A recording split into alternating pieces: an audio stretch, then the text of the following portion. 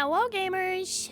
Hello. Hi, everybody. Hello, hello, hello, hello. Hi. Hi. Nixie, I saw you. Hi. Let me say hello to everybody. Let me say hello. King, thank you for the 49 dailies. Acrio, thank you for the 36 dailies. Juzo, thank you for the 47 dailies. Flaming, thank you for the 43 dailies. Your boy, thank you for the 63 dailies. Saribot is kill, indeed. Zuna, thank you for the 65 dailies. Holy shit. Flaming, I offer an industrial size working fridge for all of us to chill in because it's too damn hot. That is the realest shit I've ever heard, honestly. Thank you for the 20 offerings. Oh my god, Pants, thank you for the 3 offerings, gamer. Welcome, welcome, everybody. Your boy, thank you for the 5 stream watch week. Thank you for streaking in my chat. Invalo game, can't hear you. Have fun. Thanks, Nixie. And thank you for the 27 offerings, Nixie. Thank you, thank you.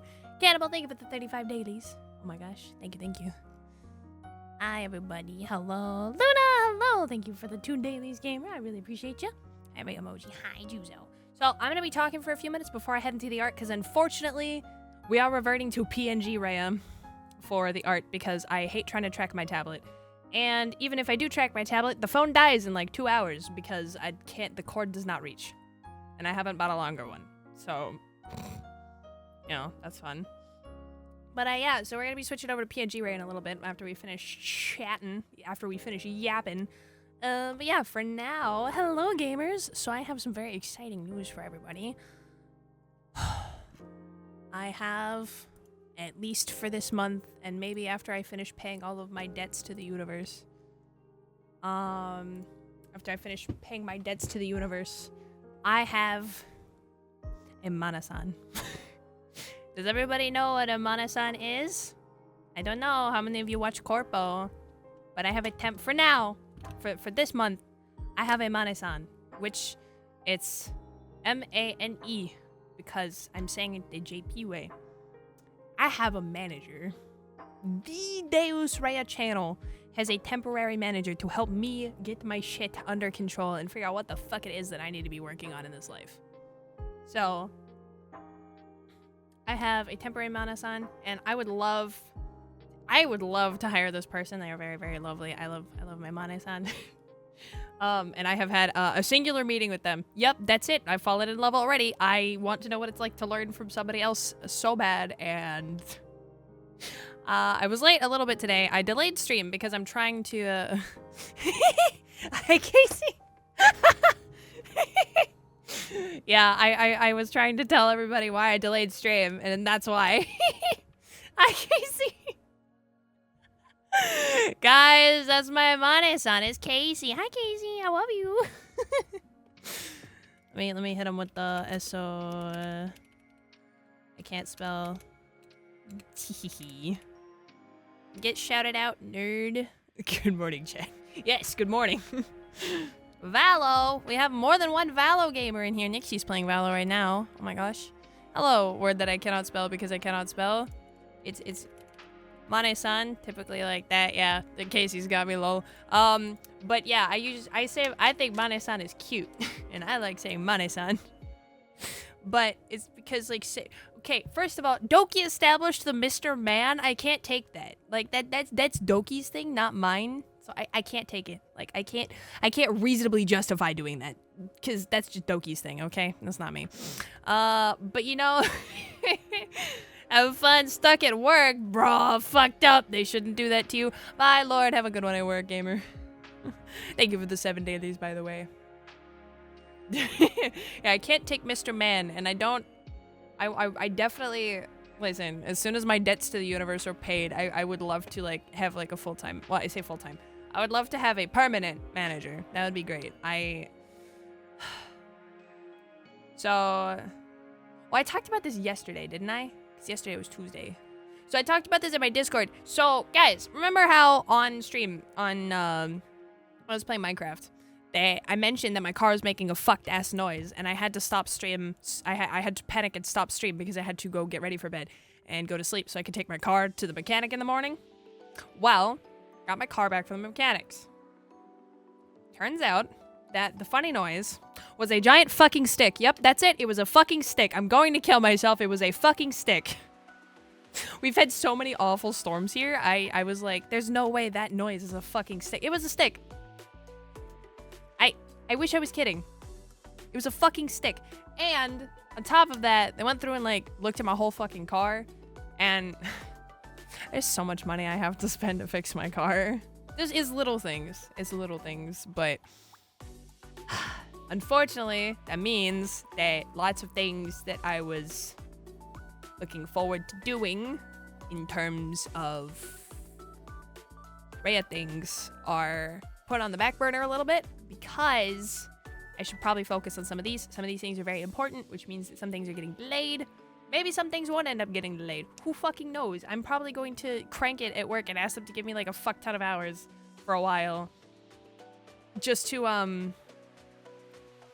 see if I can, what's it called? Yo, is that D days, right? Oh my god, is that D otter time? Hello, I was just telling Chad about how they found a stick in my fucking wheel, and that's why it was making a terrible noise. Also, my mom is cooking tamales right now, and I want one really bad. Oh. Yeah, a stick? Yeah, there was a stick in my fucking... That shit was like a foot long, at least, minimum. You know, things happen. Having a safe car is more important. Yeah, I know, it is. The thing is, the main things I have to replace is there's like... My engine air filter is bad, which means that I definitely have to replace that. Because otherwise your engine runs less efficiently, and then that can break other things. That's bad. But... yeah, so if I could at least fix that, that's the first thing I'm gonna fix. And then I have a serpentine belt. The serpentine belt in my car is making the funny belt needs replacing noise, which is the whee, and it's loud and annoying and bad and terrible, and I need to replace it. It's really annoying, so I'm gonna see how much it's gonna cost, because the place I took it to gave me a quote, but we also know another mechanic who might be willing to do it, and I think that people should be appropriately compensated for their time and their effort, which means that I need to figure out the cheapest way to do this based on somebody's rates. So if the mechanic shop is charging me more, I will probably go with the other mechanic that we know that charges less, only because it's very important and I want to get it done soonly, but that means that I don't have enough money. Very gaming. I always feel bad when I say I can't afford things. People are like, do you think they don't? Do you think that they're charging too much? That's fucked up. And I'm like, no, it's just that I can't afford it. So yeah, which is the other reason why I'm very sad, because I would like a permanent Mane-san. Because having somebody else tell me what I'm doing wrong has been so nice. Not everything, but just it would be so nice. It would be so nice to have a permanent Mane-san, but unfortunately, that is a nice thing. For me, a Mane-san is fun money, because I don't make enough money from the stream to like do anything like that. Like if I was like, I don't know, like Vienna or Bao, and I just made oodles of fucking money from stream, which I'm not saying anybody has to give me money. I'm just saying that I know that they do. They have so many gift subs. That if I was making money from stream, I'd pay for manager in a fucking heartbeat, because that'd be like, I'm making money. I need someone else to tell me what I'm doing and help me out and make sure I don't fuck this up. But unfortunately, still pretty much just the Rhea show. That's why I do it myself, can't afford it, so humongous bug YouTube it up and do it. See, I wish I could do that, but I'm also very stupid. So as much as I would love to fix cars, the one person I might have been able to ask is out of town right now to help me do it. And then the other one might help me, but I don't know. That's expensive, and we want to make sure we don't fuck it up. So I'd rather take it to a place that's not going to fuck it up, because the serpentine belt specifically is very important, and I don't want it to break. Or be bad. Because that would be terrible.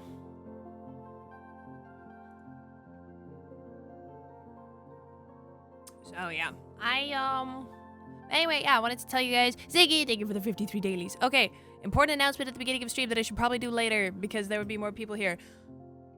Because I have been talking with Casey, they have told me that my schedule is going to be changing in terms of content and stuff, but hopefully in the best direction. I was kind of already doing this before, it's just going to be that, but better. So what that's going to turn into is that, and I need to fix this right now, because so tomorrow's stream for Thursday is canceled. I'm not streaming tomorrow. I'm just going to take that as a fucking me day. That's going to be Rhea does things for Rhea time, and that's going to happen then.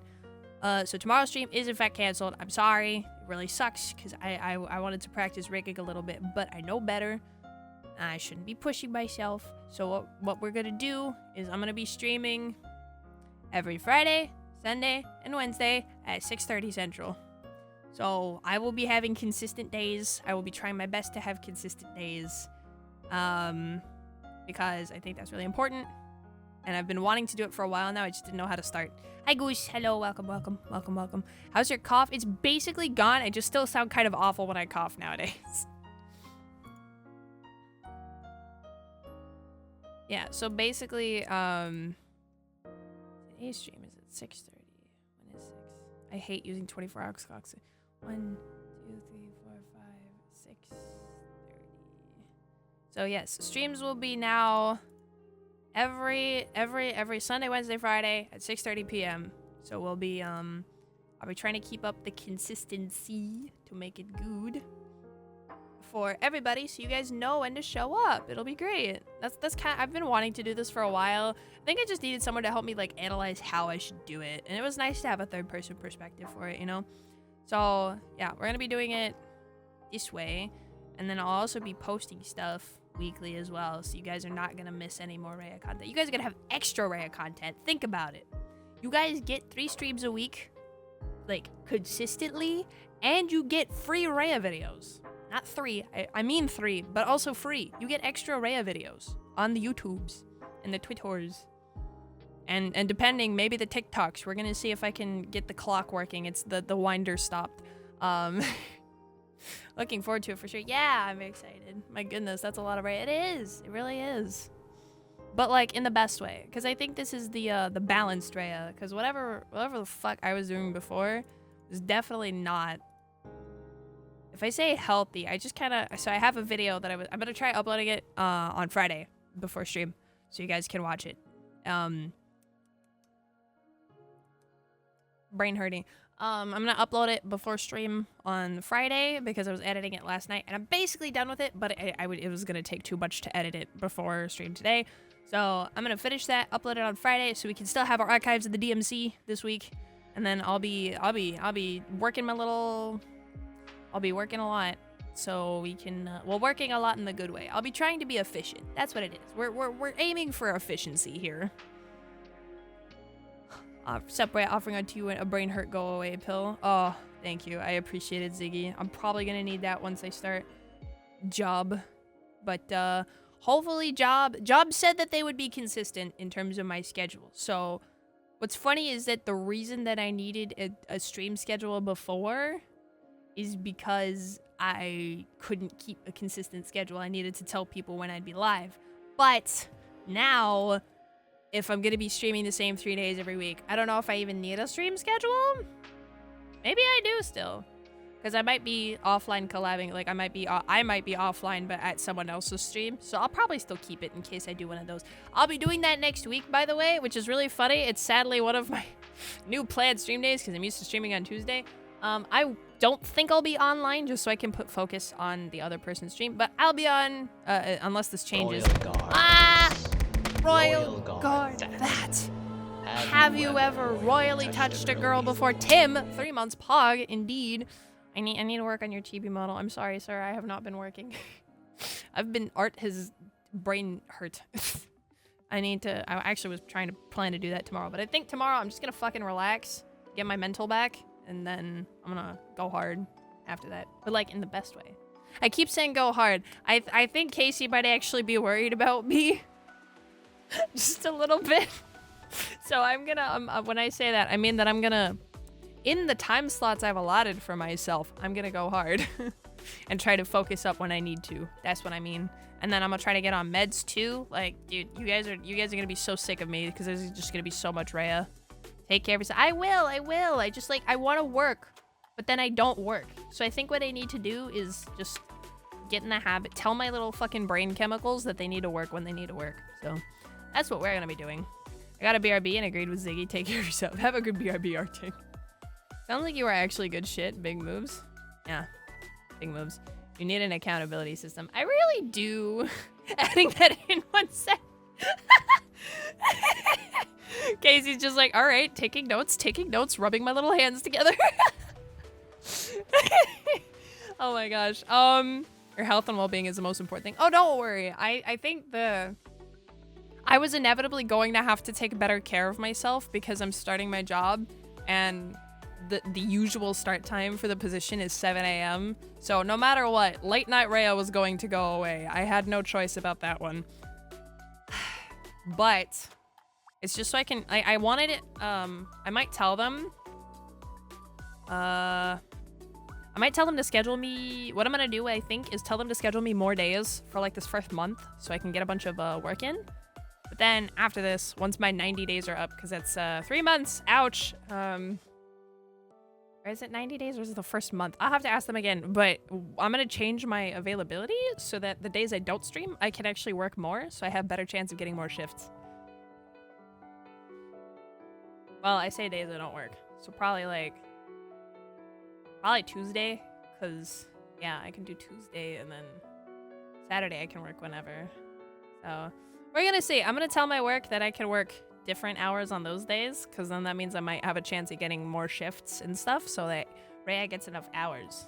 Because I might not get enough hours if I keep my current availability. But for right now, I'm becoming employed. I'm changing my schedule to be better for me. I'm trying to take care of myself. Casey's gonna make sure that I'm not doing the 5 a.m. editing anymore. I really gotta... I can't keep doing this to myself. I just time blind myself into editing for hours. I'm just like, ooh, worky. Oh, this is fun.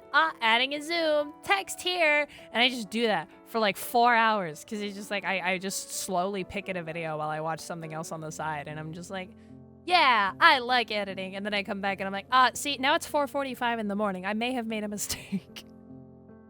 I just love editing that I don't even process it. I'm like, doing Rhea things. I'm adding text here. Here's a Zoom. I need to add the beginning intro. Oh, the outro's been added. Yay! So we're gonna try. Rhea's not gonna do that anymore. But yeah, so I have. Oh, my throat. I'm dying. I have water. Don't hydrate me. I'm gonna drink by myself. Thank you, Casey. Oh my god. Juice! Nice to meet you. Yeah, so assuming that my debts to the universe go well, or maybe I start taking like different kinds of like graphic design comms on the side, because those are usually easier for me to do. Like, because you guys know that I made like Shuna's like model reveal, so I might advertise that on my VGN and stuff. So I might be doing like graphics at comms. So that, you know, I don't know, maybe I can earn some side income that way by just sitting down and making sure I don't get rusty. If I can do that, if my debts to the universe can be paid, Casey, I'm coming for you. In the good way. I'm gonna fucking hire you. Thumbs up. You deserve to be compensated. I know that I can't afford it right now, which is really sad because I wanted to.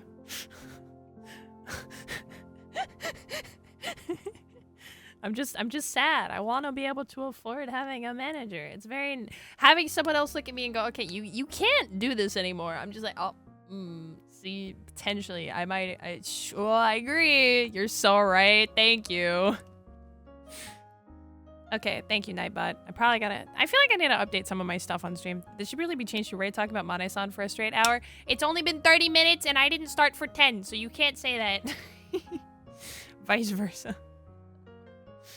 Shuna's still live. We need to bully him and we need to tell him not to worry about modding my stream whenever he's live. Like, he's gotta stop. He can't keep doing this.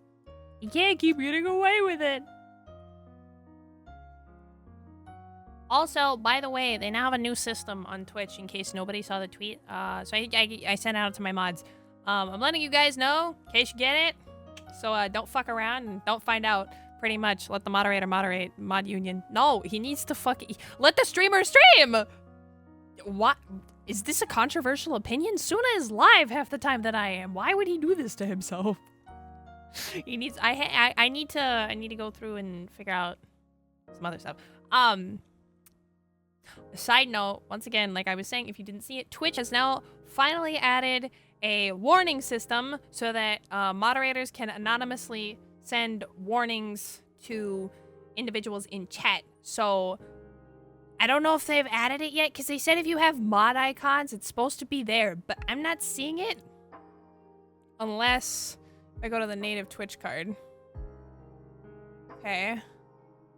Warn. Okay. So if you go to if you don't have 7TV, this is easier. So if you don't have 7TV or BTTV, which I have both, so my life is tell me they can be custom warnings. Yes, yes they fucking can. Here, wait, I'll put the tweet. Let me put the tweet. Let me put the tweet. Let me put the tweet. Did I retweet it? Let me put it. I did. Okay, hang on 1 second. I got it. I got you. I got you. I got it. I might go on their record of how many times they've been warned though, so just be careful. So there's the tweet. You guys can see what they put. So they have like, you can warn them for stuff. So you can write custom warning, and they have to, what they said is that they can manually, they manually have to accept the warning and acknowledge it before they can keep chatting. So I think this is really nice. I just kind of hate that they implemented the good thing to consider. Yeah, I'm just saying they might keep track of how many warnings someone gets. So just, that's why I don't have the vanish command, by the way, is because it technically times you out, which puts it on your permanent record of how many times you've been timed out. So personally, I don't use that because I don't want people to be like, why the fuck does this guy have so many timeouts for like no reason? So, you know, that's why I don't have the vanish command. It's because it puts it on your permanent record of how many times you as a user has been timed out. As well as like fake bans. I make the joke sometimes, but I genuinely don't want any mods to ban people for like jokes because it will go on your permanent account record. You can't remove it. Even if you unban someone, it technically goes on their thing. So that's why I don't like that. But yeah, if you read the tweet, they should the person will have to manually like accept the warning. Hi Ram, hello, welcome in. The person will have to manually accept the warning and like acknowledge it before they can keep chatting. So I'm still working out how I want to go about this now that we have the warnings, because I'm trying to decide if I want to my friend who loved your singing is watching. Well, hello, Ram's friend who liked my singing. I don't know your name because they did not say it, but hello. Yeah, so I'm trying to decide if I want to go 2 or don't snitch.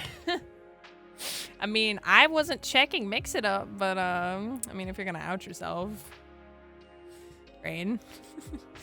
Ghostberry and or Rain, hello, welcome in. Thank you for the first time chat gamer. Yeah, today I'm gonna be doing some art, unless we decide to change. I have like 4 canvases open of stuff that we could work on. So I could still do art, or I could play a different game and change it up because I don't know, they're dying right now. Why are they dying? Is it because they have like allergies or something? Because I feel that really hard, actually. Yeah, anyway, we're working on it. So just in case you guys in chat need to know, we're still working out if we want to do a 1 warning timeout system or a 2 warning timeout system. So basically, mods warn you once, and then after that you get a timeout, and then after that you get a ban. Or if we're gonna do mods warn you once, mods warn you twice, then you get a timeout, then you get a ban. Because warnings are pretty, you know.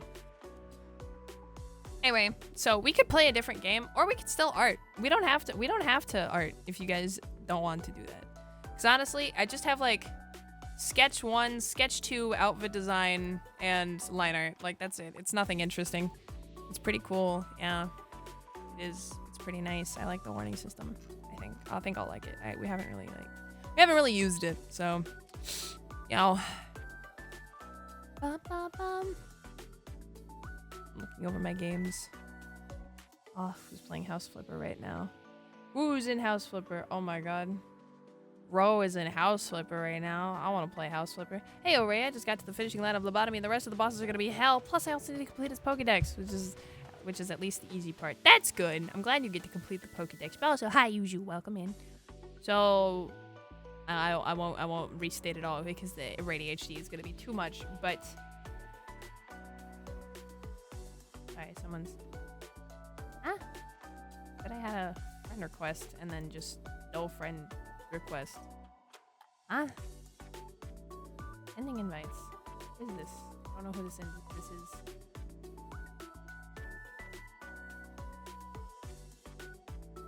I don't know who this is. I'm not gonna accept it. Where's the one redeem that like does the didn't ask? Can't remember the name. It's Scum. You're Scum. That's which one. But use it. Yes. So exciting news. I won't rehash all of it because you could probably just go back and watch them. Speaking of ADHD, I have an appointment on Monday to see if I have it. Exciting! We love psychiatry appointments. So I hope. Don't care. Didn't ask. Plus you're scum. I love that one. It's very good. We also have the Pride Month redeem in case anybody wants. It's only Pride Month, Nero. 60 you channel know what points. That Huh? What? Do you want me to not kill, like, gay demons? What? I love that one. That's pretty good. So yeah, we can do we here, I'll put up a poll. Let's do a poll. New poll. What to do? Yeah. So basically to rehash it Yuzu without taking too long, I have a manager for the month of June. My very precious Mane-san, Casey. They're in chat right now. But we're gonna be so stream schedule is gonna be changing a bit. Not too much. It's not changing too much, but it's changing a little bit so that we can accommodate my work. And then I'm also gonna be doing videos and stuff. So we're gonna be seeing how that goes. And I hope well, because it sounds pretty baller. Art still. Game. 3 minutes. Yeah, start poll. There you go. Vote in the poll! Doing stuff. Hi. Yeah. Ah! Hi, Arctic. Creeper. Aw, man. So we back in the mines. Got a pickaxe swinging from side to side. Side to side. Vote in the poll. This task a grueling one. Hope to find some diamonds tonight. Night. Diamonds tonight. I don't know what comes after that. I kind of just go back to the original lyrics. Vote in the poll, you stinkers. Vote in the poll. Vote. Your vote matters. Cast it. Cast it right now. Your vote matters. I lost my funny zoom. I forgot I was like zoomed in. I'm like, huh? Where am my stuff? Your vote matters. Vote now. So floofy. Scorch. Shit right there. Anyway, please vote on the poll. Throws a break. Yeah. You are being rescued. Please do not resist. Okay, thank you for the gun. Appreciate it. I'm gonna go commit a crime. Probably. It'll be the VTuber kind of crime. Like not drinking for an hour or not stretching. I don't know. Does that mean Rhea for president? No. You don't want me for president, gamer. Crime of passion. Yeah. It was a crime of passion, Jimbo. So whenever the fucking I'm not looking at the poll. Whenever it's over, we'll see what it says. Yeah, show. We're gonna be doing that. So stream times are gonna be the same. Des Presidentea. El Presidente. I have hiccups. Ziggy always be throwing bricks at people. Wouldn't you? It's a fun emote. I lost my subscription to Mars because it was a gift sub, but dude, having the brick emote was so good. I'm glad I have my own and that Robo made it. Thank you, Robo. People eating bricks. Oh.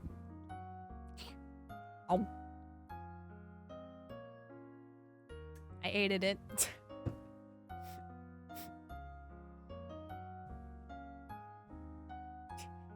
Sorry, I love saying I aided it. Bum, bum, bum.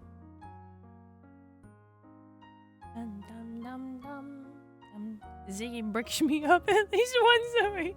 Hang on. What? I'm flaming? Gamer? Dog. Flaming, what does this mean?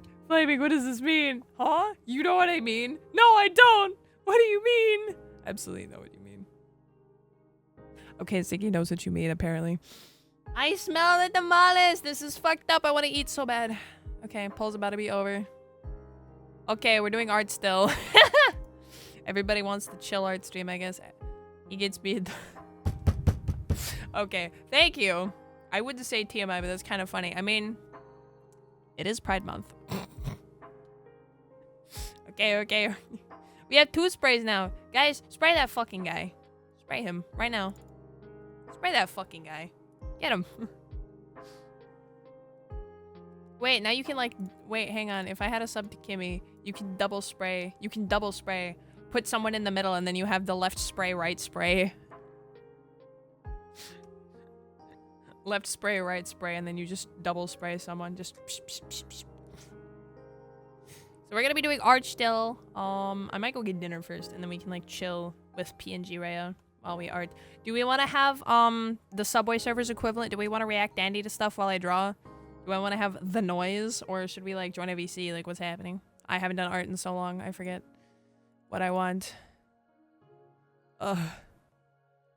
What are we feeling, gamers? I can't wait to see my next bot come in here so I can yell at the mods to kill it. Kill! Yeah. Do we want the Subway Surfers equivalent of the TikTok videos? Do we want to put something on while we draw?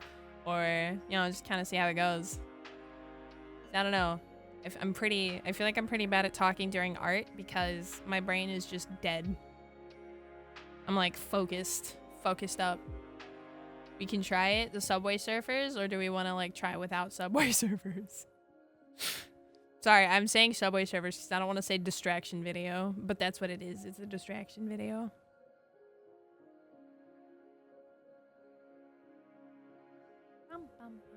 With Subway Surfers, okay. I was a Subway Surfer. Me too, bro. I remember sitting at track meets when I was young goddess, and my friends had Subway Surfers on their iPads because their moms let them play, and I was just like, yo! I was really bad at it, though. And then I got, like, super good at it, to the point where if I got bored, I died. I was like, I'm gonna jump in front of a train because I'm bored. Subway Surfers and Flappy Bird. Oh, God, not Flappy Bird. I remember that.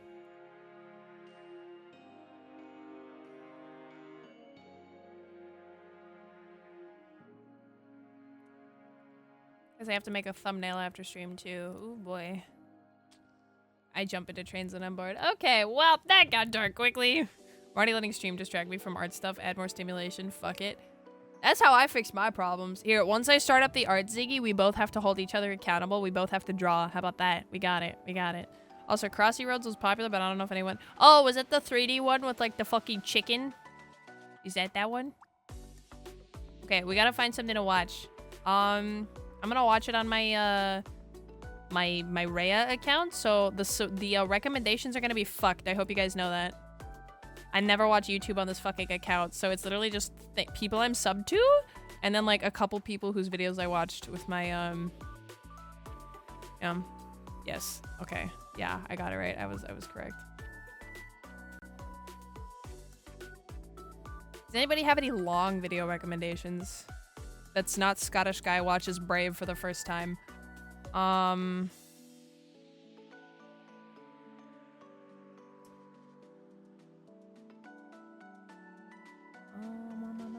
I feel like I'm stealing content. Wish we could watch anime, but I'll get DMCA'd for that in a fucking hot second, so. We could watch The Click. He's got, he's got really terrible, like, he's got, like, awful parents videos. Only one I know is Polish Cow. We've got,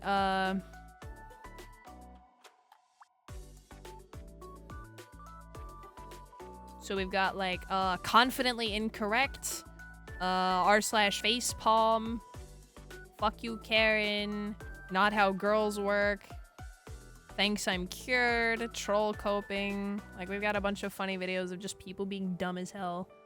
But, like, it's kind of funny because the guy's just like, what the fuck is wrong with these people? I'm like, real! I also thought that.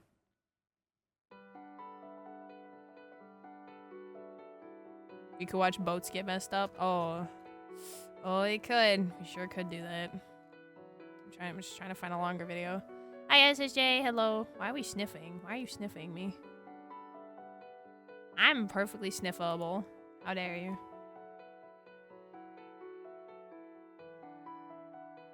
Sniffer? Yeah, they're sniffing me. We could. Okay, well. Thank you, Flaming. Oh, we could watch Lavender Town's Drawing the Worst Tropes in Fanfic. That sounds awesome. Sniff, sniff. What the fuck? Beef, why? I don't understand. This is fucked up and evil. Why would you do this to me?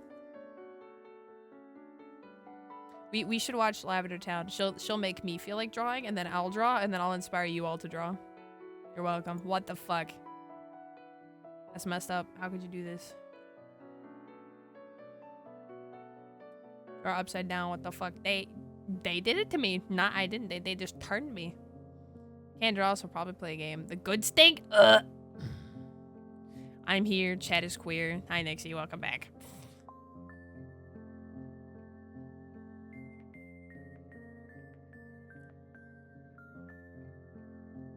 Ooh, we could also watch Daniel Thrasher Plus again. He's reading some more Reddit posts. Okay, we've got worst tropes in fanfic. My husband knocked up his work wife, which is an interesting title. I'm trying to see if I can find maybe one more. Queue up and we'll see how we feel about it. How are you? Good stink. Excuse me, good sir, but huh? No, that is a valid question. What the fuck? I'm sorry, SSJ. How are you? I'm doing alright. I'm probably about to go grab dinner and then we're gonna switch over to PNG while we draw because unfortunately capture looks like shit when I try to set it up and the cord won't reach anyway, so my phone will die in like an hour, 2 hours, not even. My tree would look like a fish and my Milky Way galaxy would look like a fish, so I can't draw. You just like fish, I think. I think you just like fish. And that's okay. You should just be really good at drawing fish. Yeah. We can also watch the toxic boy moms of TikTok. That one's fun. Funky frog bait gives me many giggles, even though it makes me want to kill myself. The video content, not funky. Draw fish. Or I think you can draw. Draw fish. The fish would look like trees. Me, real as fuck. Lame. What? You know what would happen? My fish would look like the galaxy. Hey, isn't that the point? Eventually you'll draw the right thing by reverse psychologizing yourself, you know?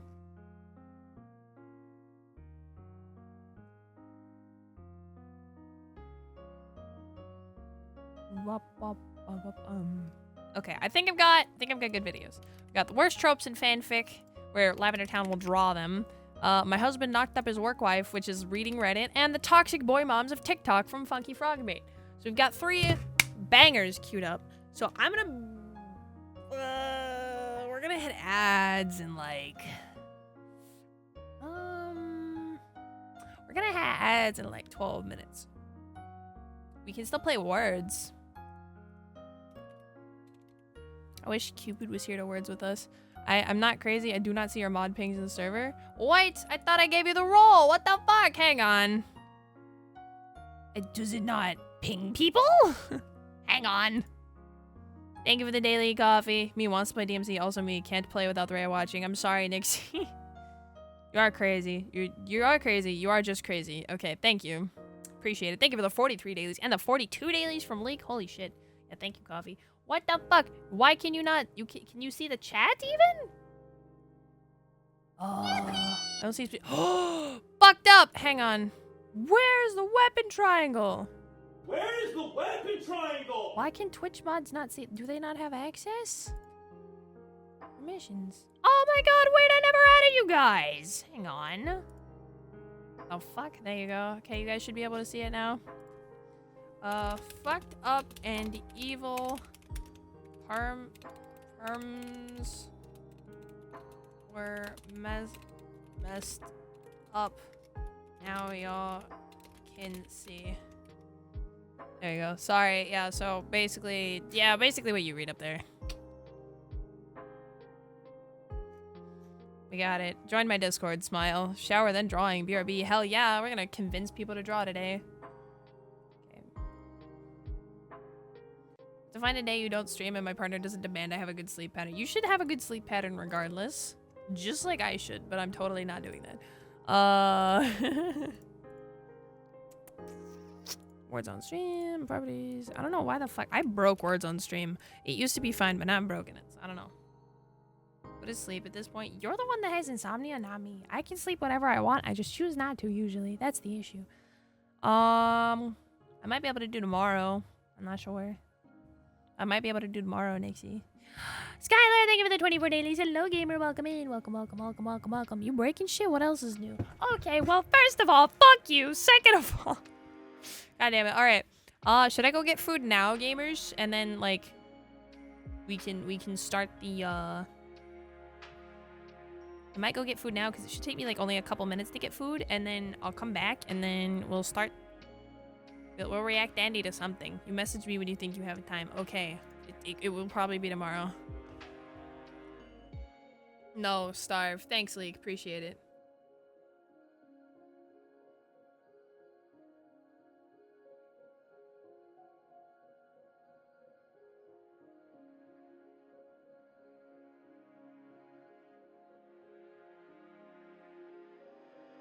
Sometimes it's not her fault. Sometimes it's the bug's fault. Yeah, the bugs. they come for me. It's awful. Maybe we can have a short video to react to it. Scout! Oh my god! Hello, gamer! Hello! Hi! Rhea Model Munch? Yeah, I won't go PNG, I guess, until after we get the food.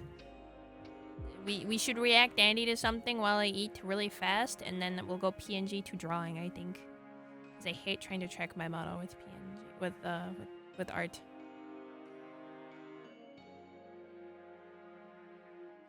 Yeah, hi Scout! Oh my gosh! Thank you for the 2 dailies, gamer. How are you doing? Sun's out, guns out. Dude, me too! Sorry, that's happening soon. Escanor highlights from the 7 Deadly Sins anime. Holy shit. We should watch that. Who here has seen the 7 Deadly Sins anime? Okay, so I'm going to bed or at least lay in bed. Go try and lay in bed and become tired. Go have a become sleepy. Bye, Nixie. Thank you. Have a good time.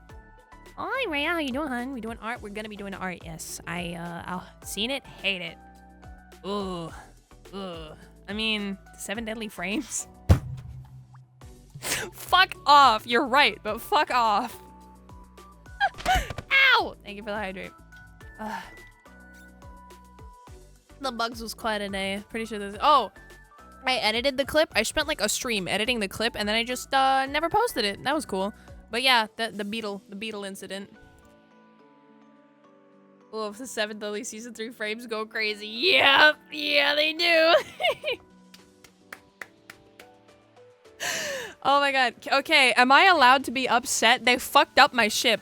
Bro, King in the end, I was in it for that shit. And they're just like, okay, so they get together in Season 3, otherwise known as the worst season possible. I'm just like, I hate it. I hate it. I hate it. I hate it. I hate it. Why? Ah! My fucking gamers, they were just like, nah, icky frames. Stinky. Also, memory loss. I'm like, what is happening? Also, by the way, guys. Okay, mods. I need you to give Scout a shout out right now because, thank you, Suna. She just hit partner! Give that gamer a fucking shout out. Scout just hit partner. It's amazing. Give Scout your congratulations right now. This is not you have no option. This is a threat. Ray insanity after learning about 7 Deadly Frames. No, I already knew One Punch Man Season 2 was a close like, I heard things about One Punch Season 2. I heard things and I feel really bad, but I was never into that show, so I never got to experience it. Like, I tried, but then I was just like, eh. Like, I watched like 5 minutes of the first episode and just, eh. And then I left. Congrats on Partner Scout, holy shit, yeah! Give Scout your congrats right now! Ah! I'm back away a little bit, sorry, I'm too close. At least with One Punch Man Season 2, the voice directing and sound design hold up. That's good! Bad voice acting will fuck over anything. Thank you, Rhea! The badge is less than 3 hours old. And that's how it should be. We're congratulating you, like, as soon as we can. There we go. There it is. Congratulations, yes! Big congrats. That is both you and Leah hitting partner is pretty fucking insane in my opinion. That was pretty cool.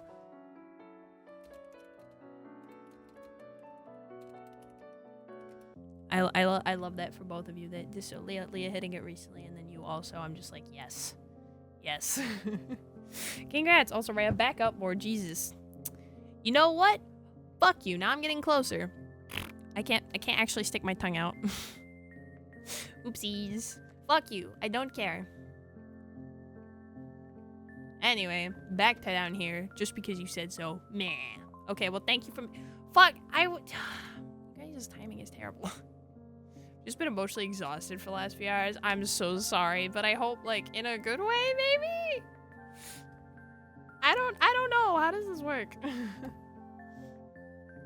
Come back, Ray. I'm sorry. They made me tiny. I can't do anything about it. They took me and they made me small. They didn't squish me, but they made me small. Yeah, I'm very excited. This is Sailor Moon read. Wow! All right. Okay. I see how it is. Fucking, ooh, party's over. All right. This guy wants to call me a Sailor Moon fucking reject. I never even watched that show. I like magical girls, but I never even watched Sailor Moon. I'm more of a fucking Star Guardian ripoff than anything. I'm more of a Star Guardian ripoff, if you have to qualify it. Have to go. Hope you have a good stream and a great drawing. Thank you, Arctic. Have a good one. Have a good one, gamer. Have a good one. Bye-bye. Bye-bye. Bye-bye. Bye-bye. Bye-bye.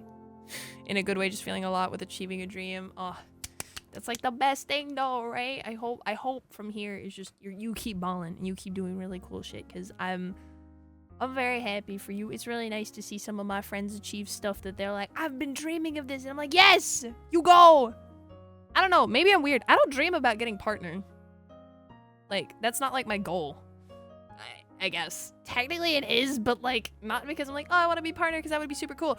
I just, you know what's, they told me, they said, you can take your username back. So now I think the joke goal is hit partner so I can take away the underscore. I think that's the joke goal. But I don't really care otherwise, which is why I'm really hyped for my friends who make it. You have dreams? Yeah, more than you, apparently. Oh, get burned, loser. At least you're not a Madoka Magical ripoff. But I like that show! Wait, what do you mean, Roto? Wait, but I like that show. Can't get my dream name because Scout is a bandit cow. Fucked up! They should be able to take it away just for you. That is despicable. That is despicable. They should be able to take them, not unban them, but like force them to have like a fucking random ass name and then just give Scout to you. That should be how it is. You obviously haven't reached them. Yeah, I haven't, which is why I'm still here to bother you motherfuckers. I haven't reached my dreams. That's why I'm still streaming, bitch. Wait, who's shitting on Madoka? Roto's saying at least I'm not a Madoka ripoff, but like, what does this mean? Do you mean Madoka is shit? I hope not. I love Madoka. I literally use that show for me too! Well, okay, a little bit. Yeah, actually, no, I did. Fuck you, I did actually use it. Because I used Madoka's outfit as like inspiration for my skirt. Because I was trying to think about all the magical girls that I loved. And so it was like Madoka and Ichigo from Tokyo Mew Mew. And then like all the fucking Star Guardian girls. They all have all these big fluffy skirts. And I'm like, yes, big fluffy skirts. That's where it's at. So that's how I got my big fluffy skirt. Trying to get the Ziggy Boo Insta account for eons. Oh, I hate when they take your fucking name. You're like, I have this really unique name. How does somebody else have it? What the fuck? It's just sitting there, dead. I changed my Instagram account name so someone else can have my old shit, lol. It's a personal account at this point, but I don't care about using Instagram anymore. We're just the consolation prize. What? How are you a consolation prize? I don't really care about reaching partner in the specific way that a lot of other people do. I'm just acknowledging that I'm weird, okay? It's nothing. I'm not shitting on people who want to achieve partner, by the way, because that's like really cool that someone's ambitious enough to do that. But like, my ambitions lie elsewhere. I don't really care, I guess. That's what, like, that's not what my important goals are. Is like that partner. I'm not like, that's my dream. I'm just like, I mean, partner would be cool. It'd be pretty neato, but I don't know. It's not really like my thing. Madoka's actually surprisingly good. Surprisingly? Surprisingly? Yeah, of course it's good. It's a dark magical girl show. What do you mean? Same girl, fucking same. Breach. It's so good. I've seen 3 episodes so far and it surprised the hell out of me. Well, you didn't finish the season, which means you don't know how good it can get. It's very good. Finish the 12 episodes, stinker. If you watch the movies, the first 2 were literally just covering, like, the anime. So just watch the 3rd movie. That I haven't seen. Fuck, ads. Okay, we're gonna go play Words on stream. Yay. Ray hasn't reached her dreams, so an active community on Twitch is the best way I can do.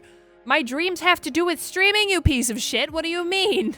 We're gonna play Words on stream. I'm gonna go get my food. You guys suck. Okay, I'll be back. You guys are stinky, and I hate you, and I'll be right back. I'm going to Words on stream. We'll talk more when I get back, you piece. Ooh. Anger. Anger is what I feel. Okay, bye.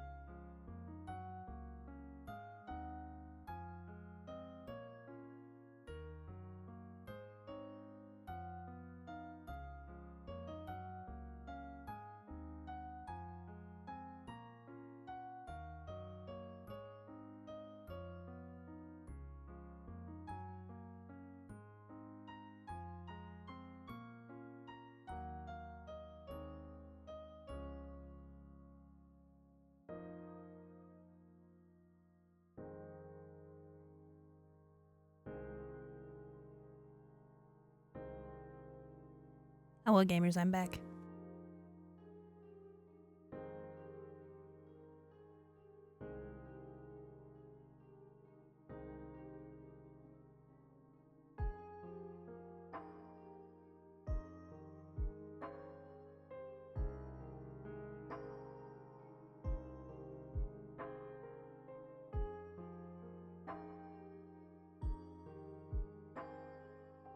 Oh my god, is that the motherfucking struggle? Hello.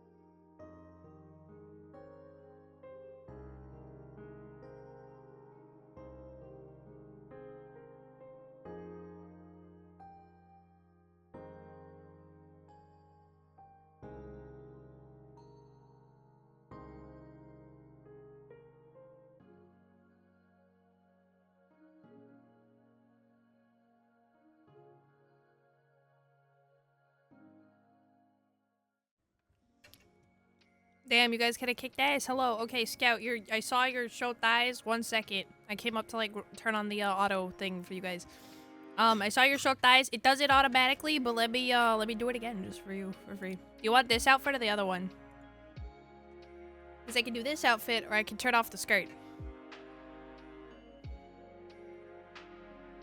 I can do this one or the non-skirt. We can turn off the skirt. We can go back to this. We can also just leave it like this. It's up to you. I'm doing well. I'm doing pretty good. The last few times it's been a skirt, right thigh. Yeah, we're gonna show like actual thighs this time. How about that? Last time it's been like people wanted the skirt, so we're gonna show actual thighs this time.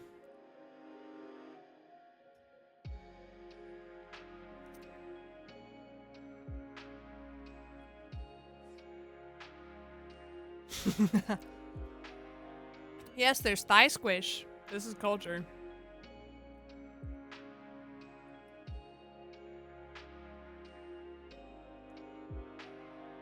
I'm eating, sorry guys. I was very hungry. So I'm kind of sad because I think my mom bought some frozen tamales because, you know, we're not very good at making them ourselves, and she made them and she told me that she's like, they taste like what white people think tamales should be like, and I'm like, oh no. Which is funny because we're white people. So it's like, oh, ooh, that's a ouchie for me. That's a fucked up from me, Chief. Hi, I'm back. Yeah, I'm like, damn. Well, cause we're I live in an area with a lot of like Hispanic Spanish people. Hispanic slash, yeah.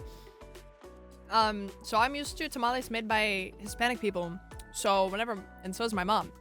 So whenever she says they taste like tamales that white people think, like that's what white people think tamales should taste like, I'm like, oh no. They're good, they're not bad, but I'm forced to agree, unfortunately. You're white? Wow, who could have guessed? Okay, Leek, first of all, fuck you. Iron Mouse is Latinian, and she's Puerto Rican. She's Latina. Latina, that's the word I meant. She uses a pale model, she just recolors it to be tanner. So that's pretty, that's, you can't just say that about people, bro.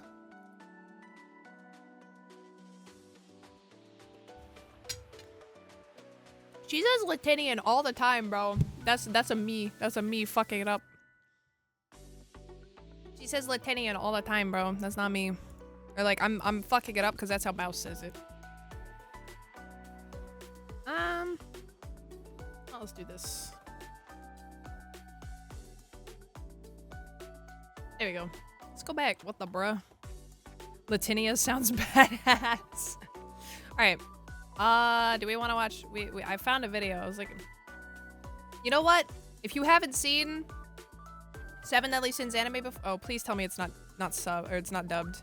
Oh, it has subbed! Thank God!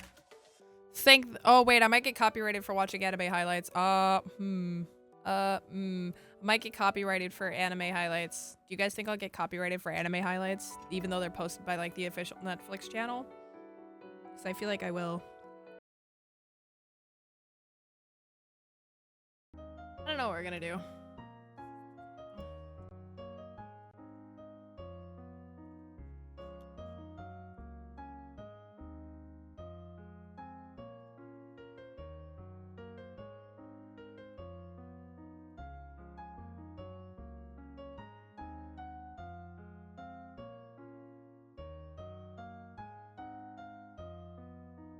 I don't know where to put the brain rat corner.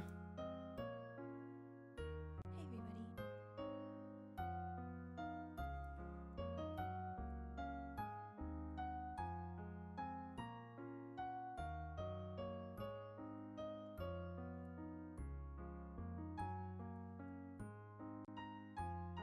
Let's put the brain rat corner up here, I think.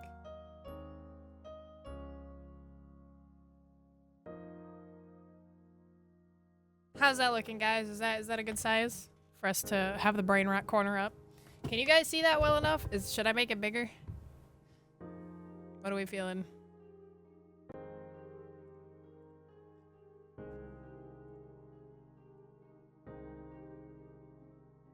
It's good? Okay, let me make it a... Yeah, that's fine. Okay.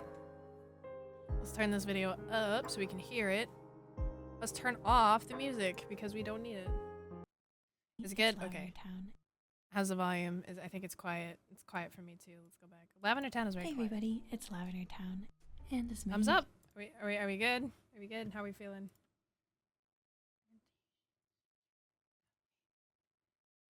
Hey, hi Cosmic. Dave say, oh hi Echo. Yeah, we're about to get Arton, so I'm probably gonna transition over to PNG because I don't think my phone will hold up with me drawing very well. So we're probably gonna transition over to PNG.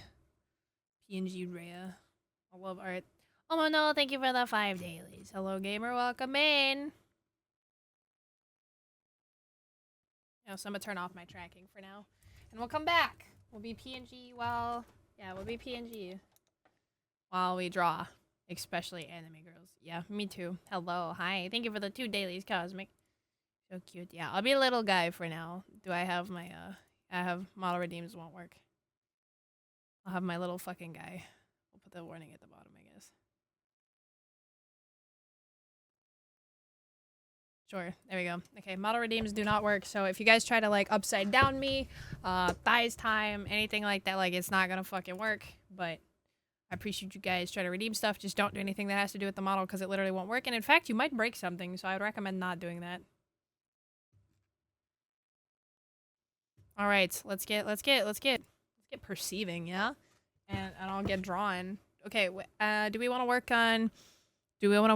I have line art to do. There's line art I can do. There's a pajama outfit design that I'm doing. Oh no, I forgot to hide the back. Oh no.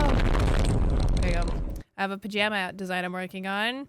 I have this picture that I'm working on, and then I can work on a commission also, but it's not going very well, which is kind of why I want to hide it. Maury, thank you for the fucking follow. You're really cool and amazing. I'm sorry you get to see little fucking puntable PNG Rhea, but hello, welcome in, gamer. I hope you're having a good time, and if you're not, I hope I can make it better. Beppis, thank you for the daily. Oh my gosh. It's Pride Month, Nero. You know what that means. Huh? What? Do you want me to not kill, like, gay demons? What? Yeah, we're gonna be drawing a little bit here, gamers. It's the Nero mode, just like the Ray emoji. Thank you, Juzo, for sticking that in my little brain. Wait, guys, okay, so we have Ray emoji, and we also have emotes. Instead of emotes, it's emotes. What are we feeling, by the way? Do we want to go line art? Should we just brainless line art, or should we work on an outfit design? You guys have, I don't know if you guys have seen it, but there's the fucking, I need the music again.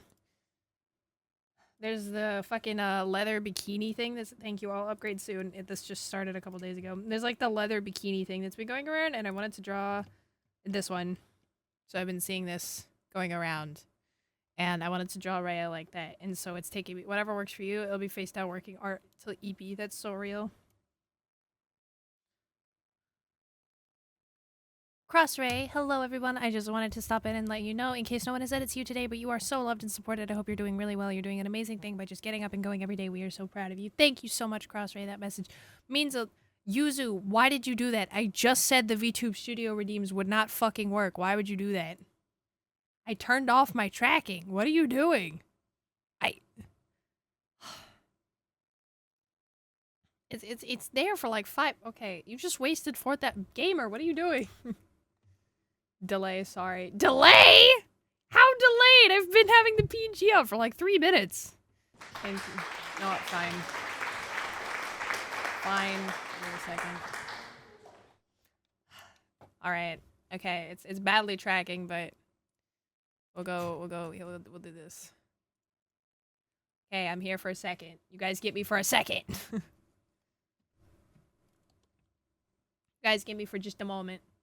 Yeah, there you go. But yeah, thank you, Crossray. I really appreciate you, gamer. We're gonna... Internet cut out? Oh my gosh. Yeah, okay, should we... I'm feeling maybe I'll work on a little bit of line art. We'll do that. We'll do a little bit of line art.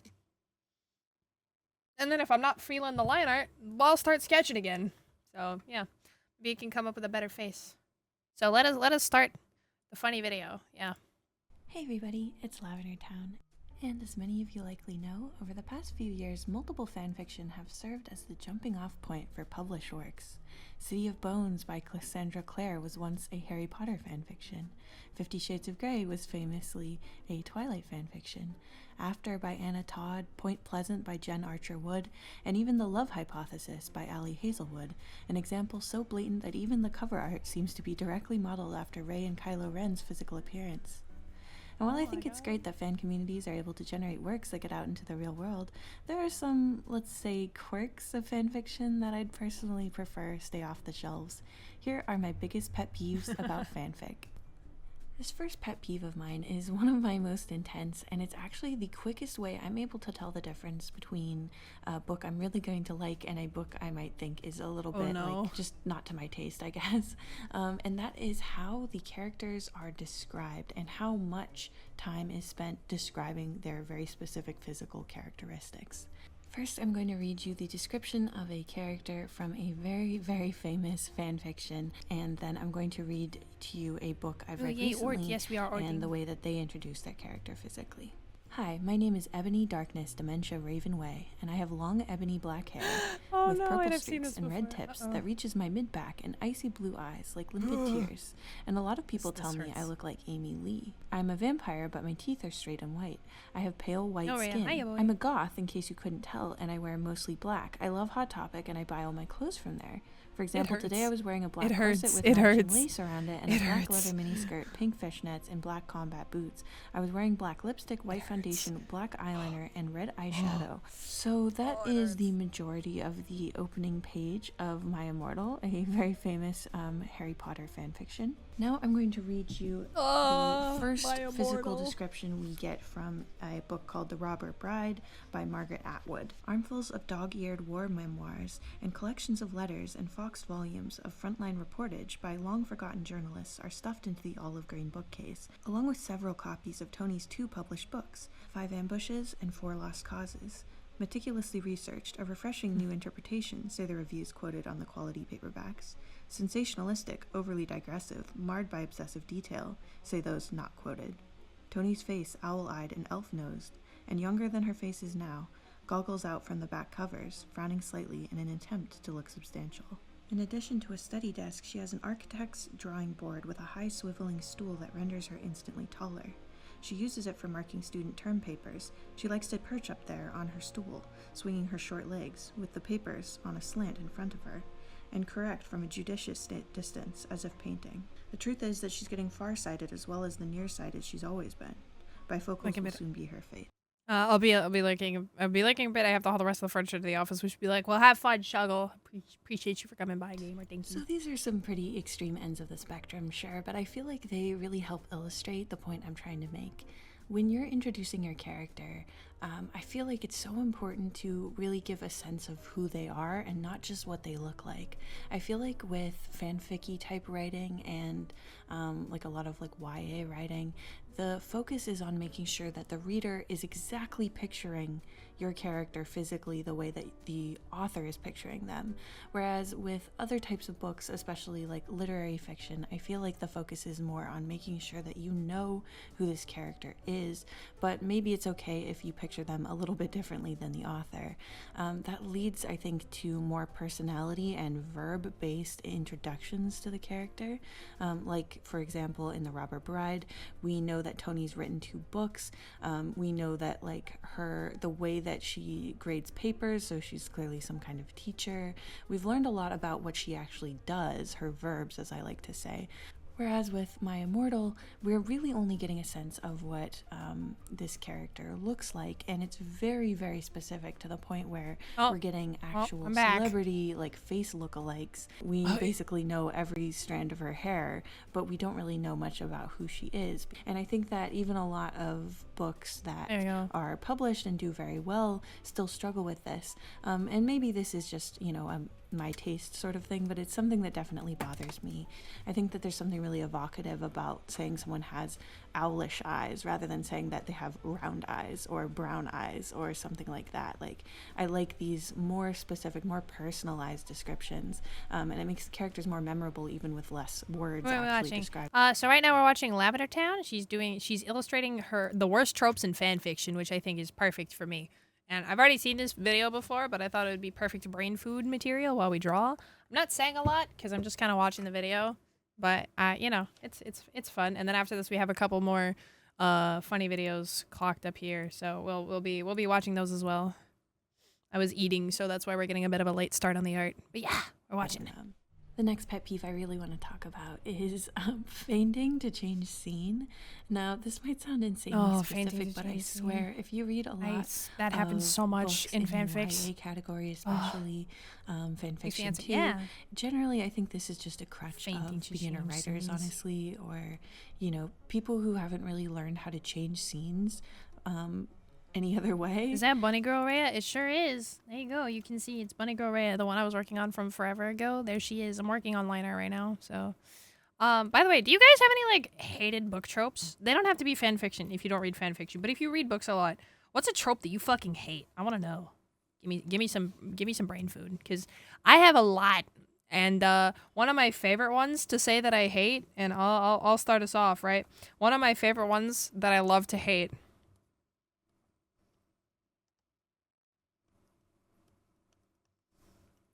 If you type this, I hate you immediately, just a small bit. Or like, replace this with like, could, should, anything. Any one of those, I hate it. This, learn to spell. Like, because whenever they're like, oh, this must be the 2 words of, sorry, I can't. I can't fucking spell. Would've. So they write would've, right? But it's because the way we say would-v, right? Would've. So they're like, surely this must be like the non-contraction. This must be the non-contraction word, would've. When it's actually would have.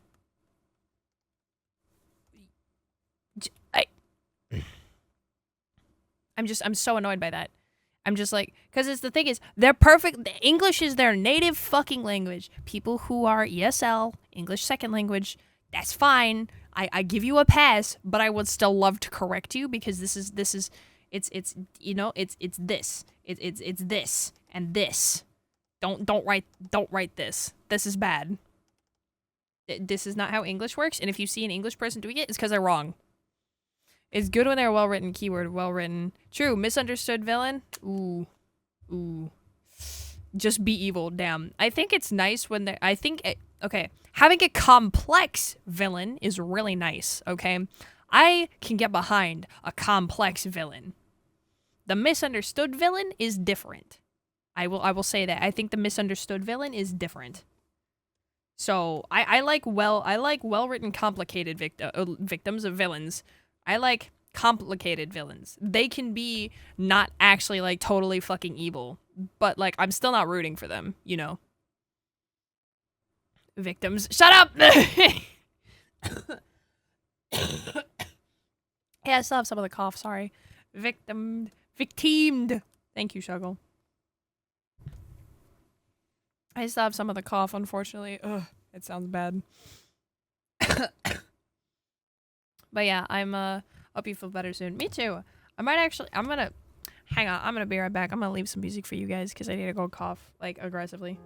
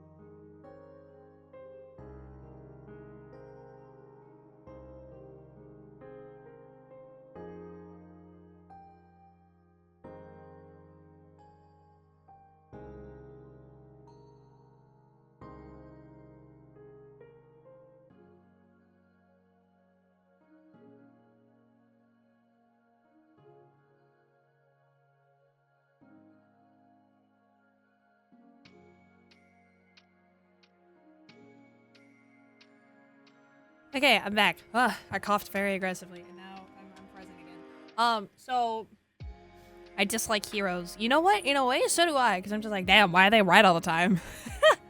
In a weird way. Like, I still like hero characters, because their characters usually have to be good, but just because they're the hero doesn't mean I like them. Or the protag, even, I guess. So, a writing pet peeve is would've. Like, whenever people write would've, I'm like, no, that's not how the fucking word works. Also, I hate you. Gives me the same vibes as like a Bone App of the Teeth and Viola or whatever. I'm like, I hate you so much. Welcome back, thank you. If I had to pick like a trope I hate, I've already talked about how I hate harem anime, but that's not a writing trope because that's anime. Because it's usually better executed in the actual books they came from and not the anime. But what's the actual writing trope I hate? Oh, well, I could talk about what prompted me to make 2 of my only 4. Okay, hold up. Isn't would've for would have? Because even, yeah, I was just writing this out, Yuzu. Hang on, I'll write it out again because I don't care. Or I could just, I was writing it out again. I'll write it out again. It's whenever people type, it's whenever they type would've instead of would have, like it's supposed to be. They type would of, or should of, or could of, and I'm like, no! It's like this. What, V? How do you get of? Have you read anything in your life before? Are you literate? Because they're typing on the internet, which clearly means that they are, but they just type that word badly. I don't understand. Okay, we're also about to hit words. Oops. Hang on, words is on the tab for, this. Let me grab it, put it over here. It's like, I don't mind if someone is like ESL, by the way, in case anybody's curious. I don't hate you if English is not your native fucking language. But if English is your native fucking language and you don't know how to spell would have, I'm very disappointed. Fair. Then again, English is harder even for natives. Like I keep getting my Spanish every now and then, but a writer is a hard one to excuse. Yeah. Well, that's what I mean. It's like people who are perfectly fluent otherwise and actually use like good grammar, and then they type would've, and I'm like, I'm so upset. This is like the dumbest thing you could fuck up. They teach you about contractions in like elementary school. It's not hard. That's like trying to spell do not like badly. That's like saying like don't. Sorry, my apostrophes are bad. That's like saying don't, right? That's like trying to spell it like wrong. It's do not. Don't. I don't understand when people fuck it up. Maybe I'm just weird. I mean, I am just weird. We knew that. Yeah, we got ads in a couple of minutes, so I don't want to take people out of the ads, but let's pause this. Let's watch They're it for a just little bit. We constantly got a couple knocking minutes. out their protagonist, whether it be that they're. It is Pride Month, Nero. It is You Pride know what Month, that Nero. means. Huh? What? Do you want me to not kill, like gay demons? What? Do you hate all harem types, or do you just hate poorly written harems because of forced harems or wishy-washy MCs who can't commit, and then the author takes the easy way out and then just makes it a harem? I basically dislike all harems because I don't like harems. Because for a second thought Dante is it's Preg month. What the fuck? No, it is Pride Month, Nero. No, I think I mostly just dislike harems because I have yet to see a harem that isn't bad. But it's not that all of the harems are all badly written. It's that I think I don't like harem. Cause like, the one I almost liked was Kiss Him Not Me, and I've talked about this one before. Apparently, the manga actually had a good ending, and the anime had a bad ending. They changed the fucking ending for the anime, so I hated that fucking series for so long because the ending sucked so badly, but it turns out that it was actually good in the manga, so I've forgiven it since then, but not the anime. I've forgiven the series. I've forgiven the concept of Kiss Him Not Me, but I still kind of hated that because that's a reverse harem, right? It's like the main character and a bunch of guys are fawning after her. I hate it because it feels like a fucking dating sim. That's why I don't like harems. Is it feels like a fucking dating sim. I'm like, it's like, here's this guy, he's the moody one. Here's this guy, he's the cute little freshman. Here's this guy, he's the smart nerdy one. And then here's this guy. Like, that's what it feels like. It feels like a fucking It dating is sim. Pride Month, Nero. You know what that means. Huh? Huh? What? What? Do you want me to not kill like gay demons? What? Yeah. It literally feels like a fucking dating sim. And I'm like, if I wanted a dating sim, I'd go play a fucking dating sim. I would not come to a goddamn anime. Stop tropifying all of your characters and then being like, it's a harem. No, it's not. It's a dating sim. Sorry, I think that was a rant I didn't know I had inside me, in my brain. So poorly written harems. Basically all harems. It still feels like that. Even the well-written harems still feel like that. It's the contrast between each character type and like how they interact with the MC that I'm just like, stop. I think the only thing that's like leaning into harem types is Shield Hero, but he keeps like dodging all of them and he wants nothing. Like, people just love him, but he's like dodging every fucking person out there. 99% of all harems are like shite. Okay, that's fair. That's real. But I think, but Shield Hero's not a harem anime. It's a fantasy isekai, which I still hate isekais too. There we go. I said it. Isekais suck too. Even the good ones. I didn't like Konosuba. It was too stupid. I'm sorry. The characters annoyed me more than anything. I didn't like Konosuba. Real hot take from the Deus Rea. I didn't like Konosuba. I have yet to meet another person who agrees with me. I think I've met like one person, maybe, who agreed that Konosuba is overhyped. But I have never met another person who just genuinely didn't like Konosuba. I'm just like, okay, whatever, man. Like, the characters are funny, but I don't like it. It's not good. It's kind of just there, I guess. Oh, we're about to have ads. So I'll see you gamers in just a moment. We're gonna words, but we can continue the discussion after the ads, unfortunately. Sorry to send you off, guys. Whee! Woo! Wait, stop fucking playing, you suck. Oh my god.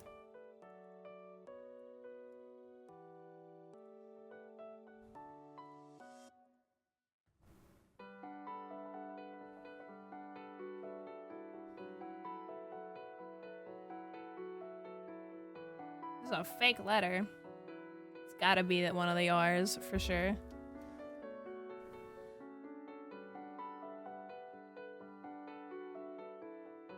Oh, I straight up think it's F. Never mind, F is the fake letter. Smile.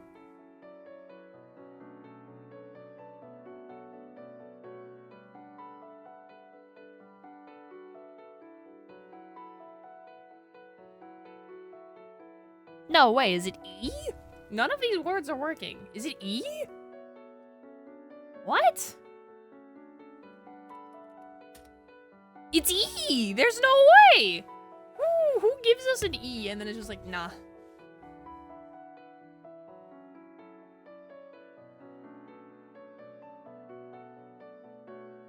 Straight up, it's just E. That's fucked up. Why would they do this to us?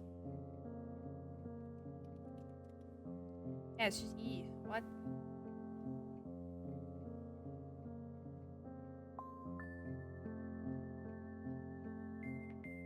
My brain. Like, there's no words left if they take away the E. What the fuck?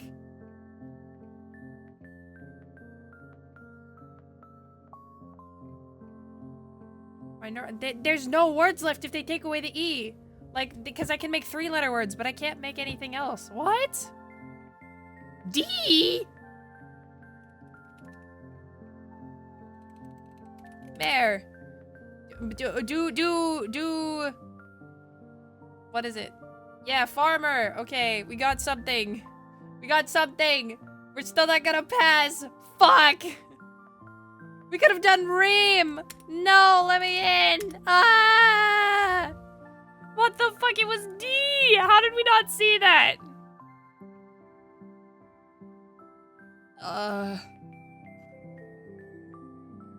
Okay, one more round. We'll go one more. How's Dame not a word? Because they had the D. The D was fake.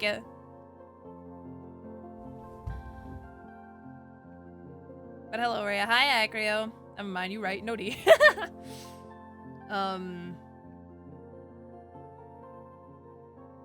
I got it. Acrio. Wait, why did Acrio not get it? You were locked out, Acrio. I'm sorry. I took your word, gamer. I took your word. I'm sorry, gamer. The desk in here, though, at least. That's good. That's good. I'm sorry I took your word, Acrio. I didn't see that you typed it. There you go. I'm being punished for my political ideals. You typed plot! Ah, polite. That's the word.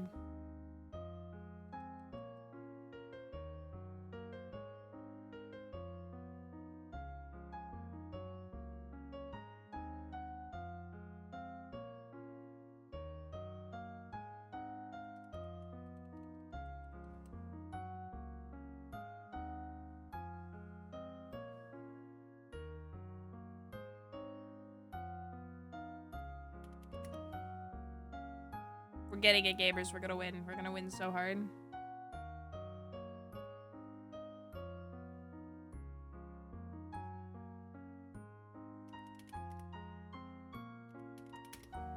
Ah!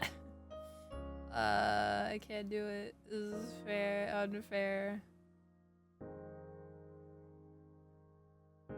I'm locked. Someone do exile. There's no second E. We can't do it. Exile is fucked. It won't work. I'm so wrinkled. Ads are over. Okay, cool. There's no second E. It won't work.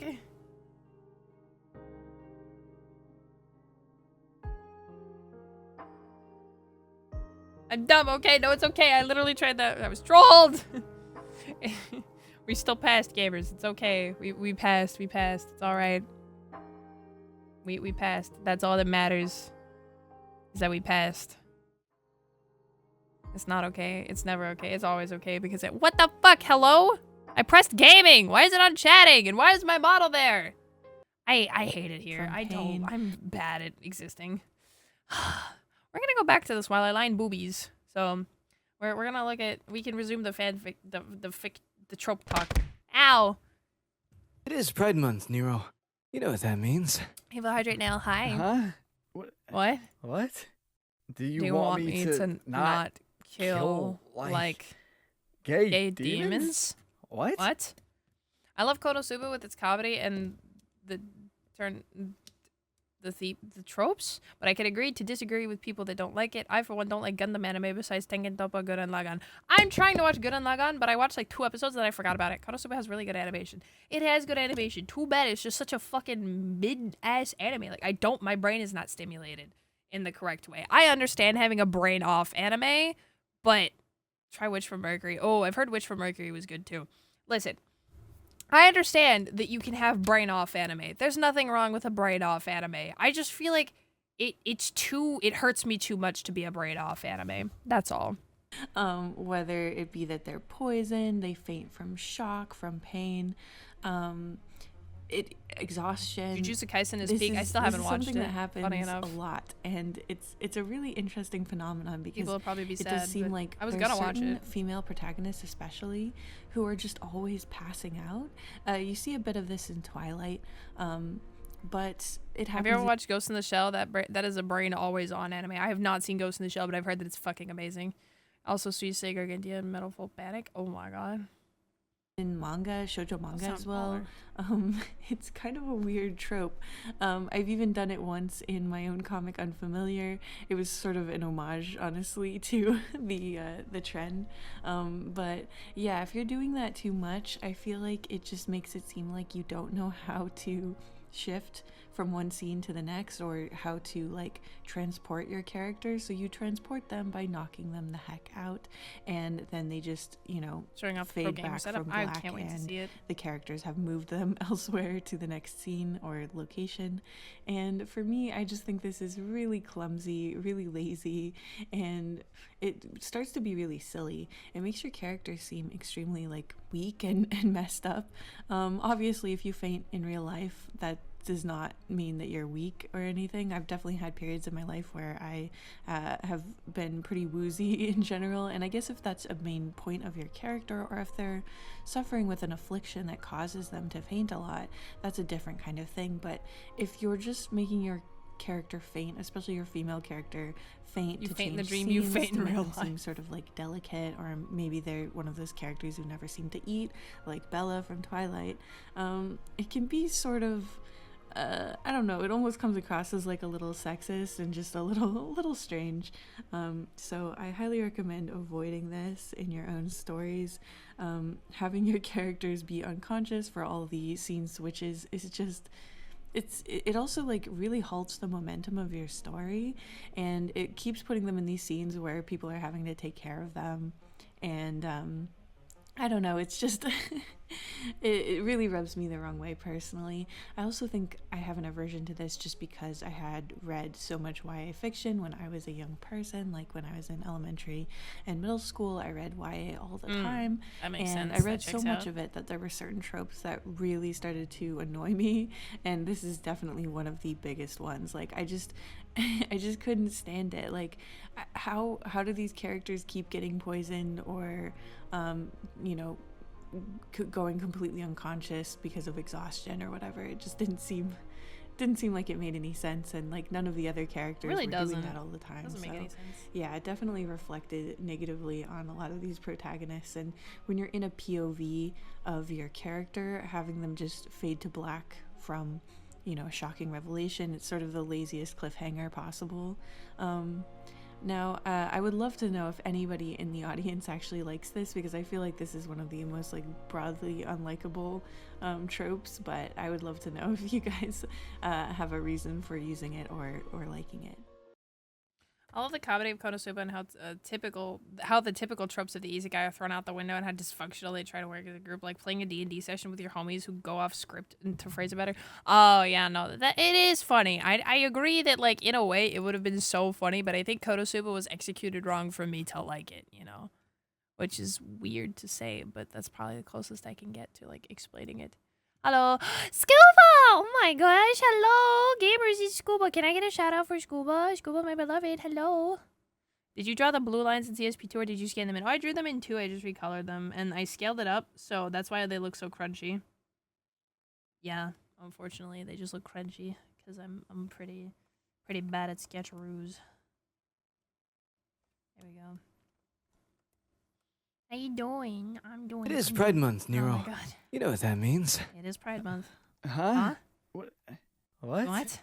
Do you want me to not kill like gay demons? What? Yeah.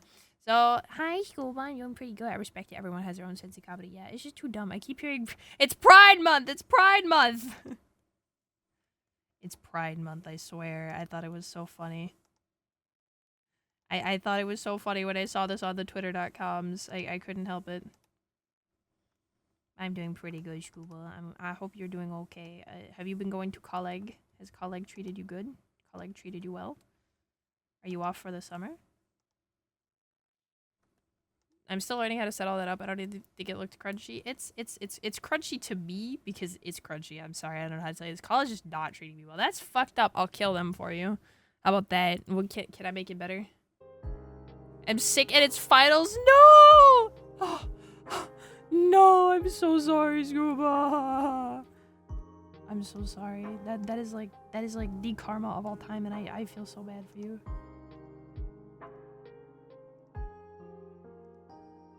I'm so sorry. I think being sick when you need to do something important is the worst, because I kind of just had that happen to me recently. I'll fight the educational establishment. Yeah! It is Pride Month, God Nero. damn it! You know what Pants. that means. Huh?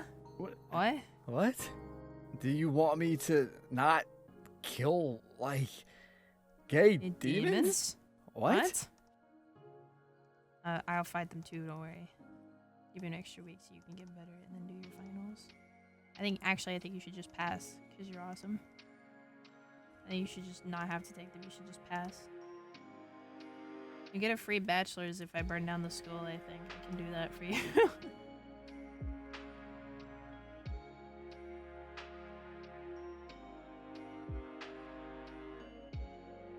Oh god, I hate, there we go, okay. Can't stop redeeming Pride Month, it's just too funny. It's okay. That would be so awesome. Yeah, I can arrange that. Take some agita de mate, paracetamol, and a monster drink on the morning of finals, and you're ready to go. Dude, that might kill her. That might kill her. That's like trying to take a 5-hour energy and a NyQuil. That's what that sounds like. That sounds like trying to take a NyQuil and a 5-hour energy and seeing what happens. Or Benadryl. That's also the other one I've heard. There you go. Okay. So what's the point of having the outline than doing line work? Just cleaning up the lens? Yeah. Hey, dying is one way to deal with finals. Hey, dying is the bad way to deal with finals. What was like your fucking money for then, huh? Yeah, essentially it's because I drew this originally really tiny. I originally drew the sketch really tiny so I could fit it on the canvas better. And then I scaled it up and it looks like really look at that. That is awful line art. That is terrible. Also, it's like, it's fine, but I have to clean it up with my thinner brush now. So, yeah, that's pretty much what's happening. I'm gonna keep playing this. Next up, I want to talk about another appearance-based one, and this is very specific to boobies. YA Nice. and fanfiction. I feel like this is so common, and that is when your female character, your POV character, is basically saying like, "Oh, I'm very plain. I'm not pretty like so-and-so other girl." Maybe it's their mom, their sister, their friend. They just talk about how I'm not unspecial pretty. they are, how they don't look very good. And then inexplicably for the rest of the It is series, Pride Month, Nero. God damn it, You know what that Pets. means. Huh? What? What?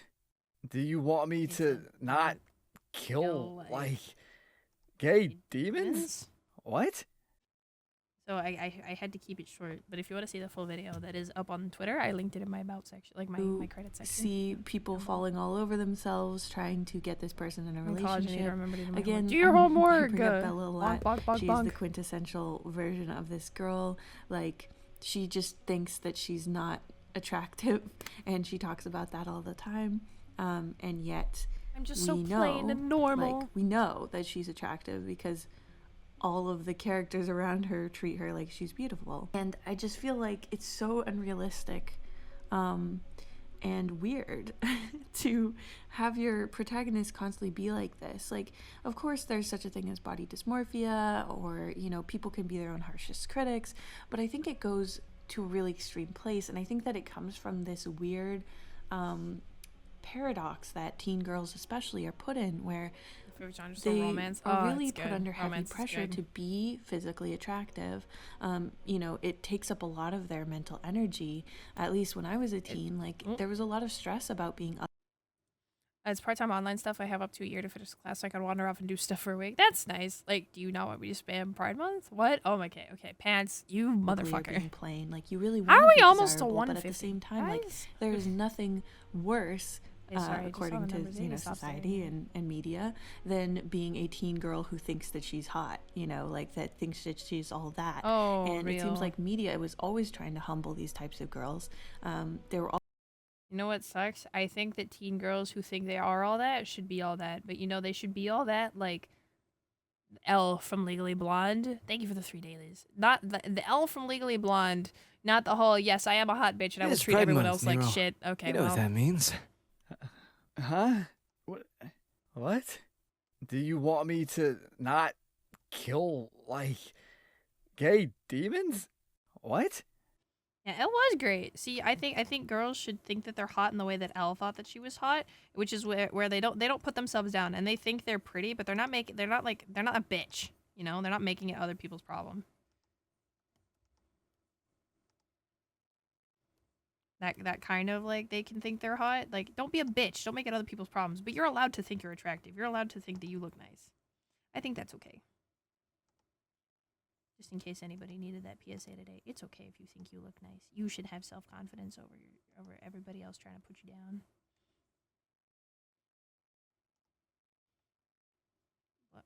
What? I'm finishing the line. I'm sorry. It's very important that this line look nice. It's the booby line. It has to look good.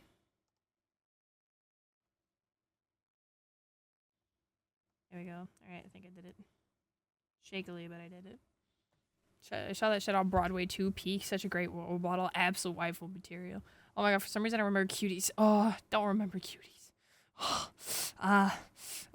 Yes, Dabuba. Yes, always Dabuba. associating that kind of physical confidence with really negative personality traits like total narcissism, cruelty, like in Mean Girls, right? Regina George thinks that she's really hot and awesome, and that is sort of dovetailed in with her cruelty, as if those things are necessarily correlated, even though in my experience, honestly, when people are insecure, that tends to be when they actually lash out in real life. So it's just an interesting thing. I think that's where this trope comes from, because we need our teen protagonist to be beautiful. Otherwise, she has no value, because, it really does feel like if the author isn't letting us know that, like, no, people want her, she's not ugly.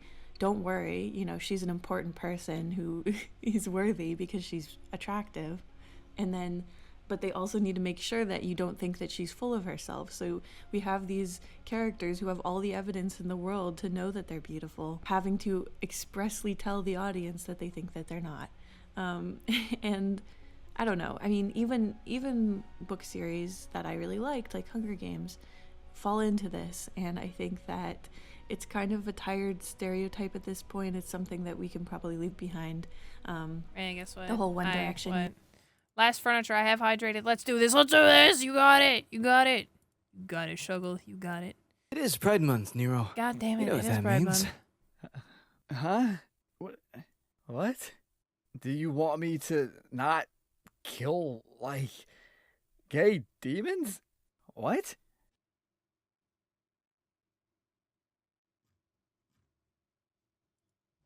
Pride Month. It is Pride Month. I don't know, This you're is true. beautiful. That's what makes you beautiful. Like, let's just leave it. Let's leave it forever, because it's super annoying when you're a reader. And especially, oh my gosh, the worst thing for me is when they're like, yeah, like, here's the reason I'm ugly. I'm too slender, and, I have big eyes, and they make me look startled, and, I'm too pale. It's like they're listing off things that are considered well-liked traits. Obviously, like, certain people will prefer, like, tan skin or whatever, and that's usually how they say, oh, I'm so pale. But there is a heavy encouragement to have. You know what? I'm going to say something really nice to you guys, because I want everybody here to feel It is good. Pride Month, Nero. God damn it, Yuzu. You know what that means. I was going to say something nice. Huh? What? Do you want me to not kill, like, gay demons? What? Okay, I'm going to say it because I want everybody here to know that this is important. I wish I could move my little PNG. Wanted to get in. Okay. I would move my little PNG, but it's difficult to move it around. If you think you're ugly, you're not. You are just not your type. Yeah. Sorry, I just thought you guys might want to know that. You're not ugly. You're just not your type. Damn, real. Yeah, that's what it is actually. You're just not your type. Have pale skin in a lot of, you know, subcultures, and lots of celebrities are pale and are considered really beautiful. So this is just, it's a fake insecurity.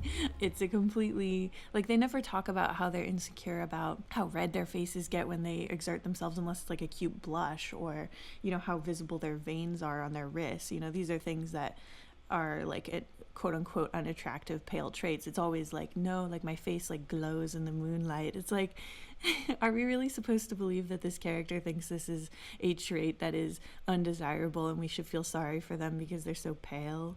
Like, oh, real? I don't know. It feels like they're not respecting the intelligence of their audience. For the next one, I want to talk about the pet peeve that really prevented me from getting super into fanfic in the first place, and that is the writer writing characters really out of character. Now, I know... Oh, not out of character.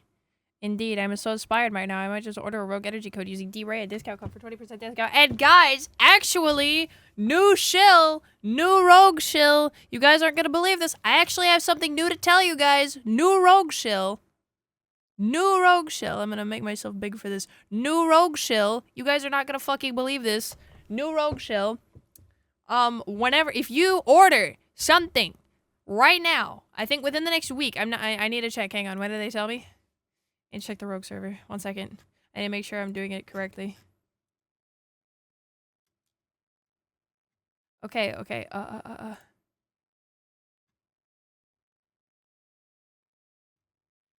We shilling. Shut up and take my buddy if I had any. That's so real.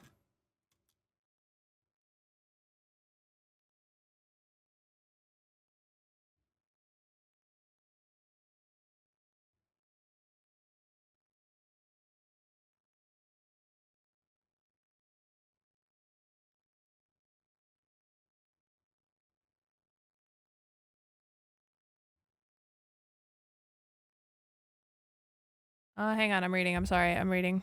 I know you guys can't see. Medium successful, you will get bursts of support. Let's go.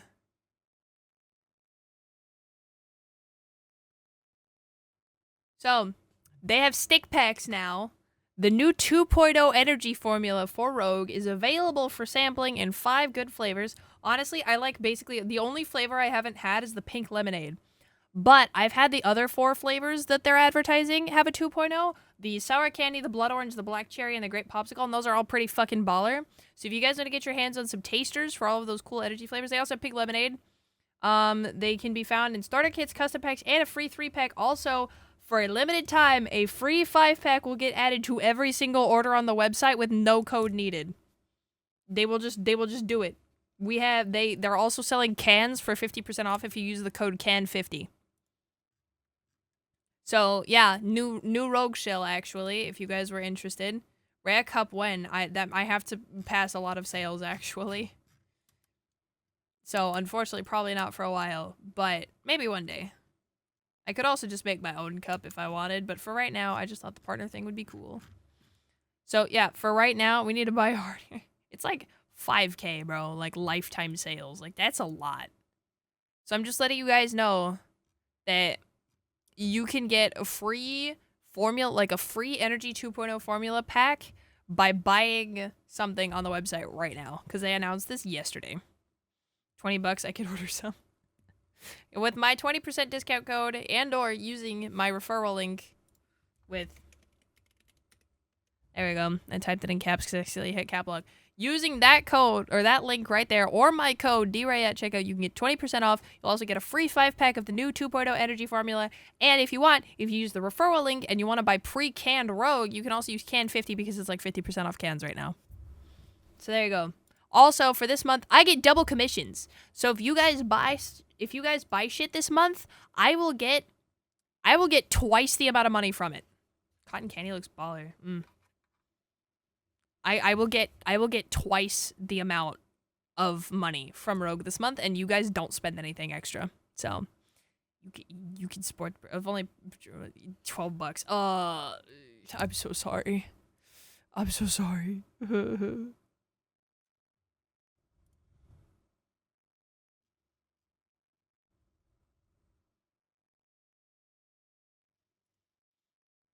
That's like double the monies, right? Goddamn, the delivery fee is more expensive than the tub itself. Really? Where are you fucking shipping to, pants? Anyway, I'm gonna go back to my little corner here. I know that this does not bother everybody, Yeah, but for use me, code it was D-Ray at something checkout. that made it hard for me to ever read fan-inspired works, and I don't necessarily know why, because when it came to fan art, I didn't mind people taking liberties, aging characters up, giving them totally different subcultural fashion styles and stuff. To me, that was totally okay. But for some reason, hearing the characters like speak and say things that I thought they would never say, or basically just parrot the author's own personality and voice, it really bothered me. It made me feel like annoyed, I guess. And the way that this affects published works or things that are not fan fiction or are no longer fan fiction is when every character has the same voice.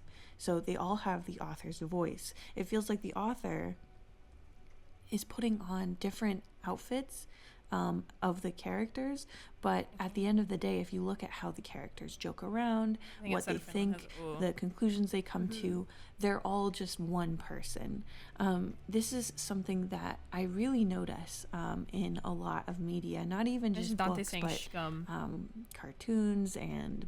No, it'd be like Dante saying, damn, that's kind of fucking crazy, dude. But like in Dante's voice. It's really noticeable when characters actually have a completely different way of speaking and thinking than the other. So again, to bring up the Robber Bride, I feel like when I switch perspectives in that story, the whole world looks different through those different eyes. So one character, for example, is extremely scientific and she tries not to be sentimental. And even the way that she looks at the world is like that. When we switch into her friend's perspective, who is someone who has a lot of like new age type beliefs, who really believes in things like serendipity and luck and basically magic in the world, it completely changes the things that you're focusing on during her chapter, because she's not talking as much about real physical things. It is Pride Month, Nero. Dream. You know what that means. Huh? What? Do you want me to not kill, like, gay demons? What? Thank you. She's thinking about more poetic ways of interpreting the world rather than being very literal. And I think that that's so refreshing and exciting. Now, right before I started reading The Robber Bride, I read a different book called Patricia Wants to Cuddle, which is a book about essentially like contestants from The Bachelor being sent to an island near Seattle, and Bigfoot is involved. Anyway, it's like a light, fun read, but my main annoyance about it was that when we switched character perspectives, I could never remember which character I was on, because at the end of the day, they kind of all thought the same, even though they were supposed to have really different worldviews. Like, one of the characters is supposed to be quite religious, whereas other characters think that religion is stupid. But unless they were talking specifically about that difference, they didn't seem to have any other ways of interpreting the world. They didn't have huge differences in the way that they thought, and it made it feel like every character was just an iteration of the author. This is something that's extremely hard to master. It's not an easy thing to do, to fully embody somebody else to the point where they actually feel like a different person, rather than having your own voice sort of meld onto each of your characters. So it's something that I think is worth aspiring to, and that I really appreciate as a reader myself. So those were some of my biggest pet peeves about fan fiction. Definitely feel free to disagree in the comments. I'm very curious to see what you guys think of this, and let me know what your biggest pet peeves in fanfic are as well. And I'll see you in the next one. A huge thank you to all of my patrons, including Grexius. Oh, that's a good point. You need to write differing viewpoints. Yeah, I actually have, I have something I want to write. We're going into drama right now. Lose the feel good. It's drama time. So I have something I want to write. There's a game I want to make, actually, which I don't know if I've talked about it before. There's a game I want to make. I'm going to keep most of that information private, but I have now decided that I want to try and write the concept into a book that might be scarier at first, because Pandas really likes reading horror stuff. And you know what? It would be really fucking cool if I could get him to read that and tell me if I'm actually good at the spookies or not, you know? But yeah, so I'm gonna try turning it into a book, or not a book, but like a story, like a short story, essentially. Oh hells yeah! No, no drama. I'm sorry, Pans. We have to. It's like legally a legal obligation.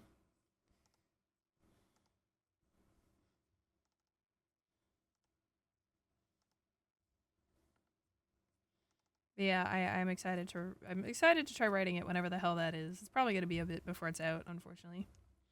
Oy. Oh what? What are we eyeing?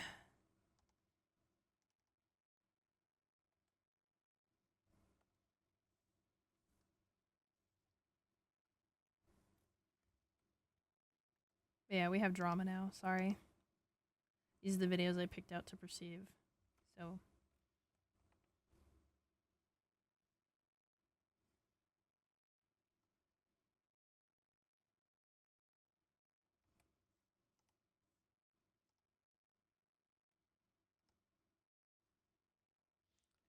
Nice thing about writing too is if you get most of it where you want it, you can have a collaborator polish it up and stuff. It is good. It's pretty good, yeah.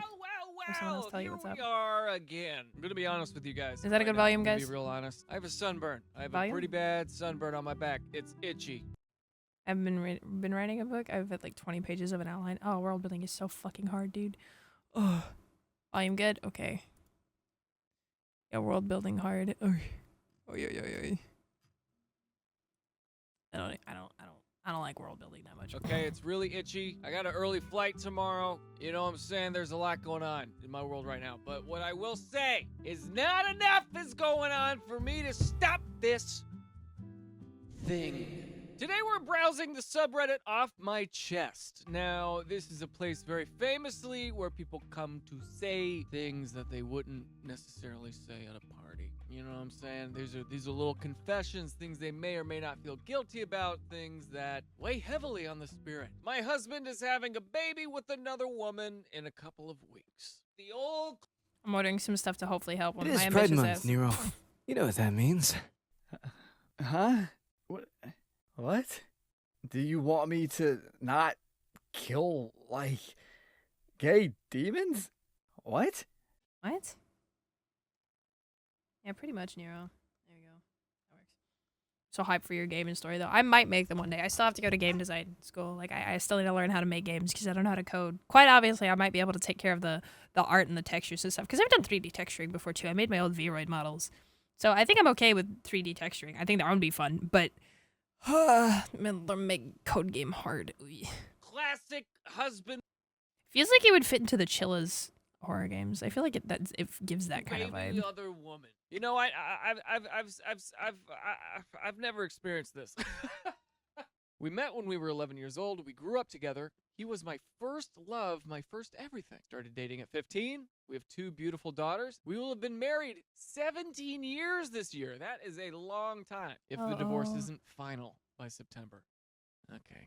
17 years of marriage. Some of you watching this right now aren't even 17 years old. Our marriage wasn't perfect. We had our struggles, but this was not something I ever expected. 2.5 weeks ago, I received a text message from somebody that he worked with informing me that he had been having an affair with a coworker and that she was pregnant and due in June. I confronted him. After initially denying, he finally admitted the truth. It's his baby. He finally admitted the truth. I wonder what it was that made him admit the truth. I wonder if she was like, okay, then get a blood test. Because if I were him, I mean, I would tell the truth because I'm an upstanding citizen. But I could imagine.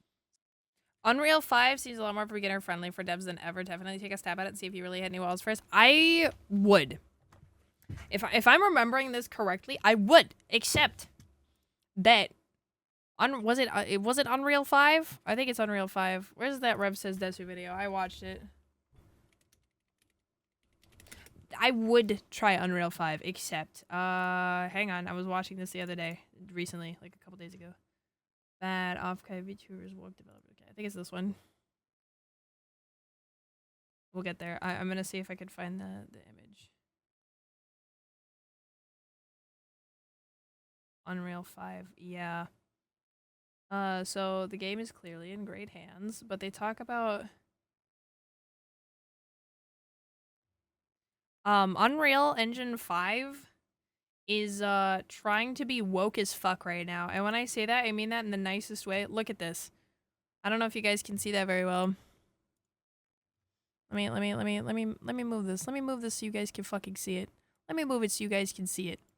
Unreal Engine coding standards require video game studios to use inclusive language in programming and documentation. And now normally, I don't think that people should use fucking slurs, obviously, or anything like that. I'm not saying that. What I'm saying is that maybe don't fucking, like... They literally have a thing where they're, like, don't use the word blacklist. Wait, or whitelist. They don't want people to use the words blacklist or whitelist in their coding. Huh? What?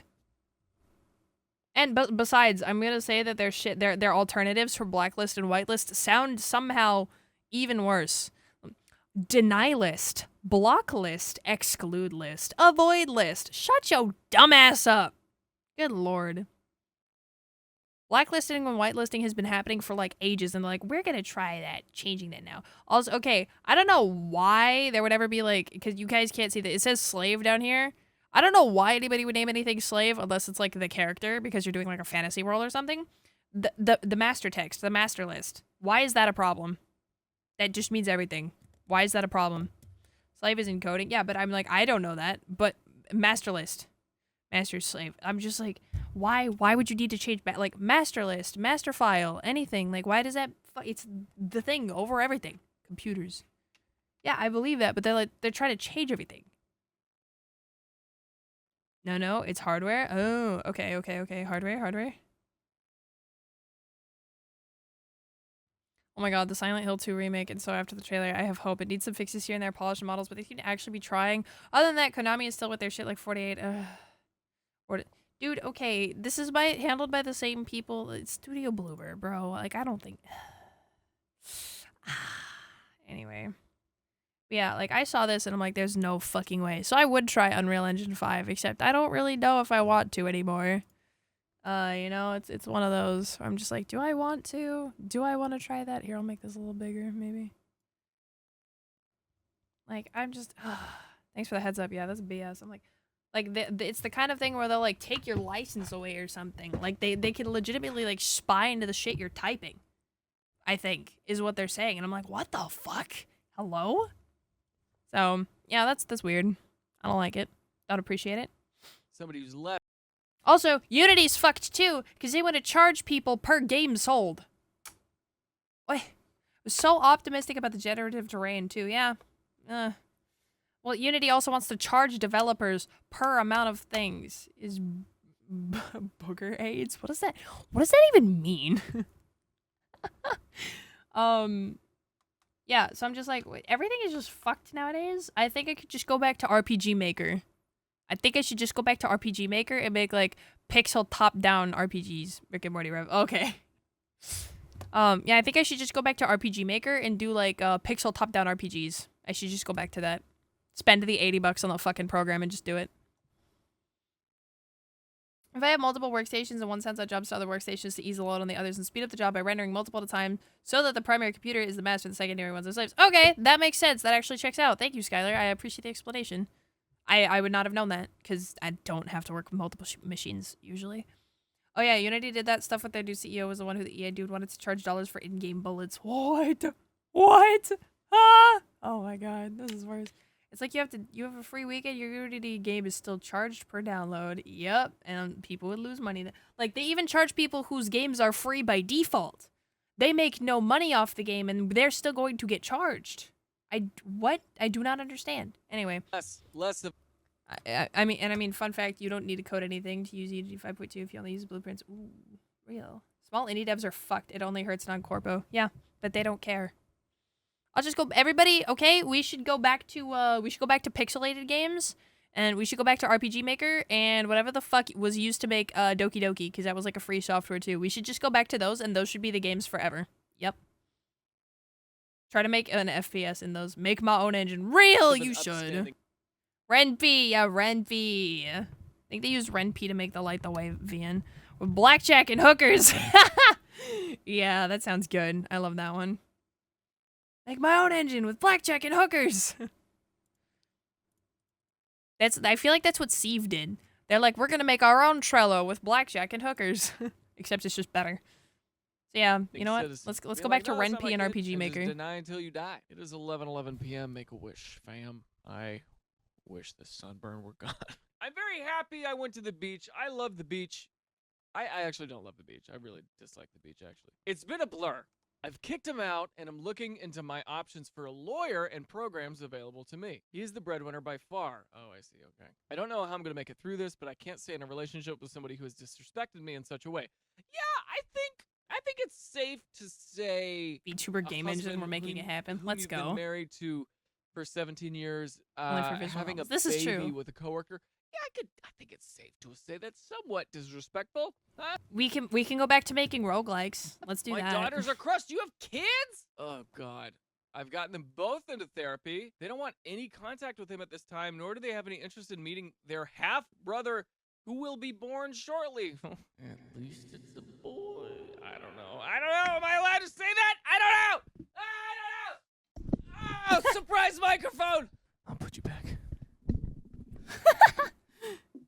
Surprise microphone. I'm exhausted emotionally and physically. I can't eat or sleep. I'm trying the best I can for my girls, but my goodness, why is this happening? I don't know what it is, because I'm not a relationship expert. My assumption is that people get loose in their values over time. Or clearly he sucks and he's stupid. Why is this happening? And why couldn't he have at least told me himself? He's known for months. We've been through major holidays, birthdays. It hurts. It makes me sick. I feel like I never even knew him. Yeah, we've known each other for 25 years. 25 years. A 25-year-long relationship. Now, I don't mean relationship like, relationship. I mean knowing somebody for 25 years. That feeling of betrayal has to be insane. I mean, this is a majority of my lifetime, 25 years. I'm sorry for you. I understand this as well. My husband is having an affair with a 27-year-old escort, and she is pregnant. My girls are devastated, too. You sound so strong, though. Great job kicking him out. Oh, my God. I'm so sorry. My husband's affair is also quite young. Sending you big hugs. All right, we've got these older dudes having an affair with much younger women. Make sure you file for divorce and child support ASAP. Even if you file the paperwork yourself, you can look up how to file online and get a lawyer later. Please speak with a lawyer, even a free consultation, because in many places, if she files for child support before you do, you will likely get less money, she being the other woman. A big part of his money will go to her child, and you will get the scraps. Please speak with a lawyer about this to confirm if this applies in your area. There are free legal clinics in many areas, often connected to a local university. Best of luck. I don't understand the law involved in marriage and divorce. That level law is fucked, of, by the way. like, maniacal world burning and just a crazy, there's so much hate in divorce and law and alimony and child support and all that stuff. It's scary. I'm gonna move on. This is crazy. My mom says that my tattoos make me look easy and a slut. Okay. This one. Oh, what a joyous. For context, I just broke up from a 3-year relationship. My mom, 57 female, told me, 21 female, that now I'm on the market again. It's going to be more difficult for me to get a guy to respect me and take me seriously because I have plenty of tattoos. I have 15, not in really obvious areas. Apart from my upper arm and stomach. She proceeded to explain that people will find me easy, and they'll believe that I'm into one-night stands and not the relationship type, which is far from true. She said that I should cover my tats with clothes, for example, or else it's going to be difficult for me to find the one. She also calls me the S word. All right. Well, I think I'm going to stop there for a brief second. Let's just pause this train for a moment, eh? Let's still step off onto wherever the trains park. I don't think any mother should be calling their daughter the S word. Frankly, the worst that I've heard is like, oh, you're being a little hoochie mama. And it's usually said with a little tee. My stepmom's Puerto Rican. That's how she talks to her daughter. So, but then again, I'm from Florida. We're very sex positive over there. First of all, if your kid just gets out of a 3-year relationship and your first instinct is to give them advice on something that has already been permanently altered, you're going to tell your kid who has already tattooed their skin, you're going to be like, now that you're single, Let's talk about this. Excuse me? I don't have a crazy fashion style either. My tattoos are a mix of neo-tribal and old-school traditional. Okay, I don't know what that is. This really hurt me because firstly, I'm processing a tough and confusing breakup from my first actual serious relationship, and hear that from my own mother made me feel, apart from depressed, more unwanted and dirty. You poor thing.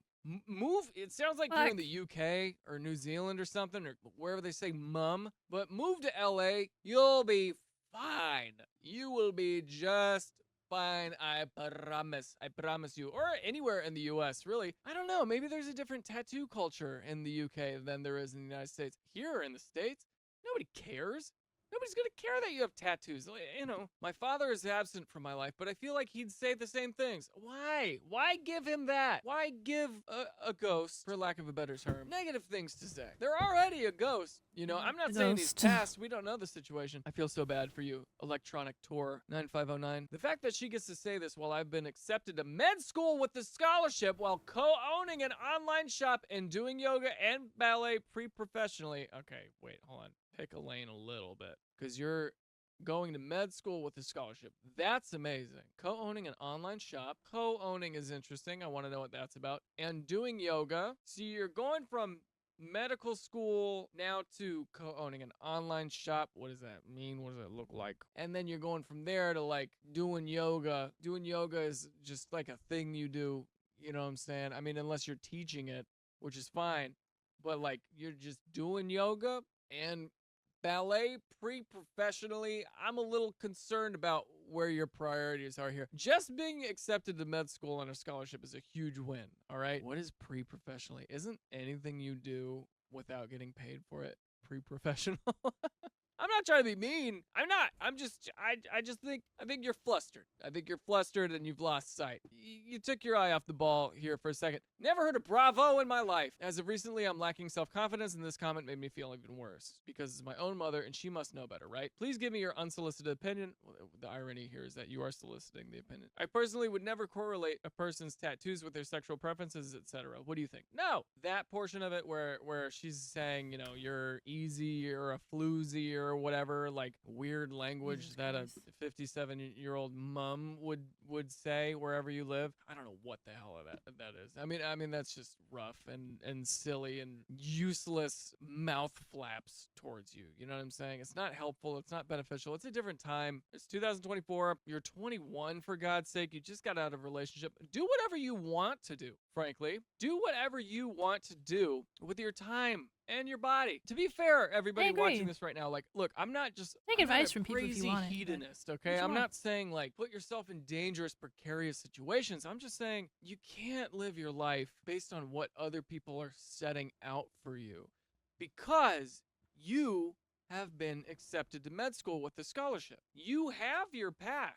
Your path is a good one. I'm sorry this is happening. You know, I'm hopeful that in time your mother realizes how painful this advice was. And if she doesn't realize that, I hope that you are able to distance yourself enough from this moment and see it as a woman approaching 60 who doesn't have a good sense of the dating scene right now, trying her very best to help her daughter with tough love. If you can distance yourself from that and see it from a bird's eye view and be like, that's what's happening. Doesn't make it sting any less, but if you see it from that lens, maybe it'll make it less personal. Maybe. This says a lot more about her morals than yours. She sounds awful. Unless you have a tattoo of an arrow pointing at your genitals that says open for business, your tattoos have nothing to do with indicating sexual availability. That's right. I don't correlate tattoos to promiscuity. Everyone has likes and dislikes, and that's okay. I personally do not like tattoos, and they're a turnoff for other reasons, not sex. He's allergic to ink.